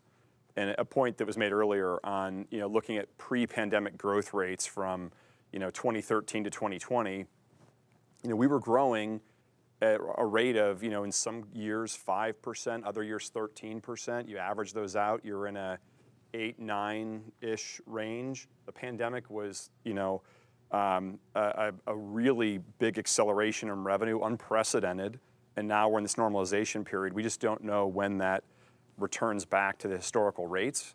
But we are well positioned from an OpEx standpoint, from a business model standpoint, to benefit in the long term. That's a great answer because it kind of delves into my second question, which was when we think about the 8 to 10% long-term revenue guide, and realizing you're not putting any time constraints on that, your revenue base is bigger today. Which segments do you think would grow, at or above that rate longer term versus which might be, growing below that or, in the case of maybe the music business declining? Just help us understand when we think about that long-term growth rate, what is really driving that first and foremost? Thanks. Yeah, I would, I would say the video collaboration business should grow faster than that long term. I would say gaming probably will grow at that long term. Never know though, could grow faster. And then personal workspace is a wild card. If you ask Delphine right now, she'll tell you she could grow faster than that growth rate. So the good news is they all feel like they can grow faster than the growth rate. The bad news is it never happens quite the way you plan. So I think we've got great growth opportunity across all those segments, Eric, and I really feel strongly about that. Part of it's going to be where do we invest and what kind of innovation do we come out with. The ones that will definitely grow slower, or almost definitely grow slower, will be the music business, as you said, and some of the businesses that were below that line. Okay, perfect. I will. I'll wrap it up there. I look forward to talking to you guys later today. Thanks. Thank you. And you said that was the last question, Nate. Is it really the last question? Because if it is, I've got one. It is, yes. Go for it, Bracken. Prakash, I'm gonna ask you to jump in on this because Prakash and I, Prakash really represents the company in so many ways, but including in this area that's so vital to us, which is to all of us, which is environmental sustainability. And I want to ask Prakash a question, which is, where do we go next? And then what could this group of analysts and investors do to help the world move faster beyond us on environmental sustainability? Yeah, thanks, Bracken. I think, as you probably saw, we've been focused on this topic of sustainability from a design perspective, actually really thinking about our products and thinking about it ground up. Everything from the plastic hang tab that you see when you walk into a retail store, we've replaced that with a paper hang tab. It's a very simple example of an innovation. You'd look at that and go, why was that not done before? Well, it was quite simply started with somebody asking for that to be done. Somebody in our team saying it can be done, and then lo and behold, it's there now. It's now becoming a retail standard. So the real ask for you, as you think about your roles and the voice that you play with the many companies you guys cover, is one of the things that we have actually done is actually carbon label our products and disclosing our carbon footprint values. And quite simply what that is the life cycle carbon value. So it looks at exactly what carbon emissions are created in sourcing, manufacturing, distribution, consumer use phase as you plugged in and actually drawing power from the grid, all the way to end of use. And our pledge has been to actually disclose that carbon label value, essentially the carbon footprint value, because we think of carbon as a new calorie. And we think you can't really influence something if you don't measure it and if you don't report it, which is why we came out and actually declared to be transparent, and I actually started reporting it. And since then, we've been working with many other peer companies, including some of our competitors, and actually collaborating with them on sharing best practices on how we could do it. And if this little mouse company, which is now a lot more than that, it's a gaming, personal workspace, video collaboration company, if we can do it, a lot of others can. And the companies that you represent, if they wanted to, they could. And that puts you on a path to actually really looking at the total carbon emissions that you create for every single product at the point of purchase to be more sustainable in the future. So that's my ask to you. Yeah, and if, to Prakash's point, it's one thing for us to say it. It sounds like marketing. We're trying to market that we're this great sustainability company. If you start asking every CEO you're talking, at some point in the call, one of you says, are you guys playing the carbon label? Because we hear it starting. It will make a difference. So I want to close by just thanking you. First of all, I want to thank the presenters today. I think they did a phenomenal job, and they also represent very big teams that are doing so much work, and there's a lot of activity around the company, and there's a lot of excitement. But it's also hard, and I want to thank everybody in Logitech for all the effort they've put in. I want to thank all of you. This has been a super engaging event for us. It always is. We put a lot of time into it, but it's worth it. And we'll look forward to seeing all of you as we progress through the year. And it's going to be another interesting year, and I can't wait until some of the macroeconomic things settle out. But I'm really, really excited about the places we play and the capabilities we bring to them. Thanks a lot.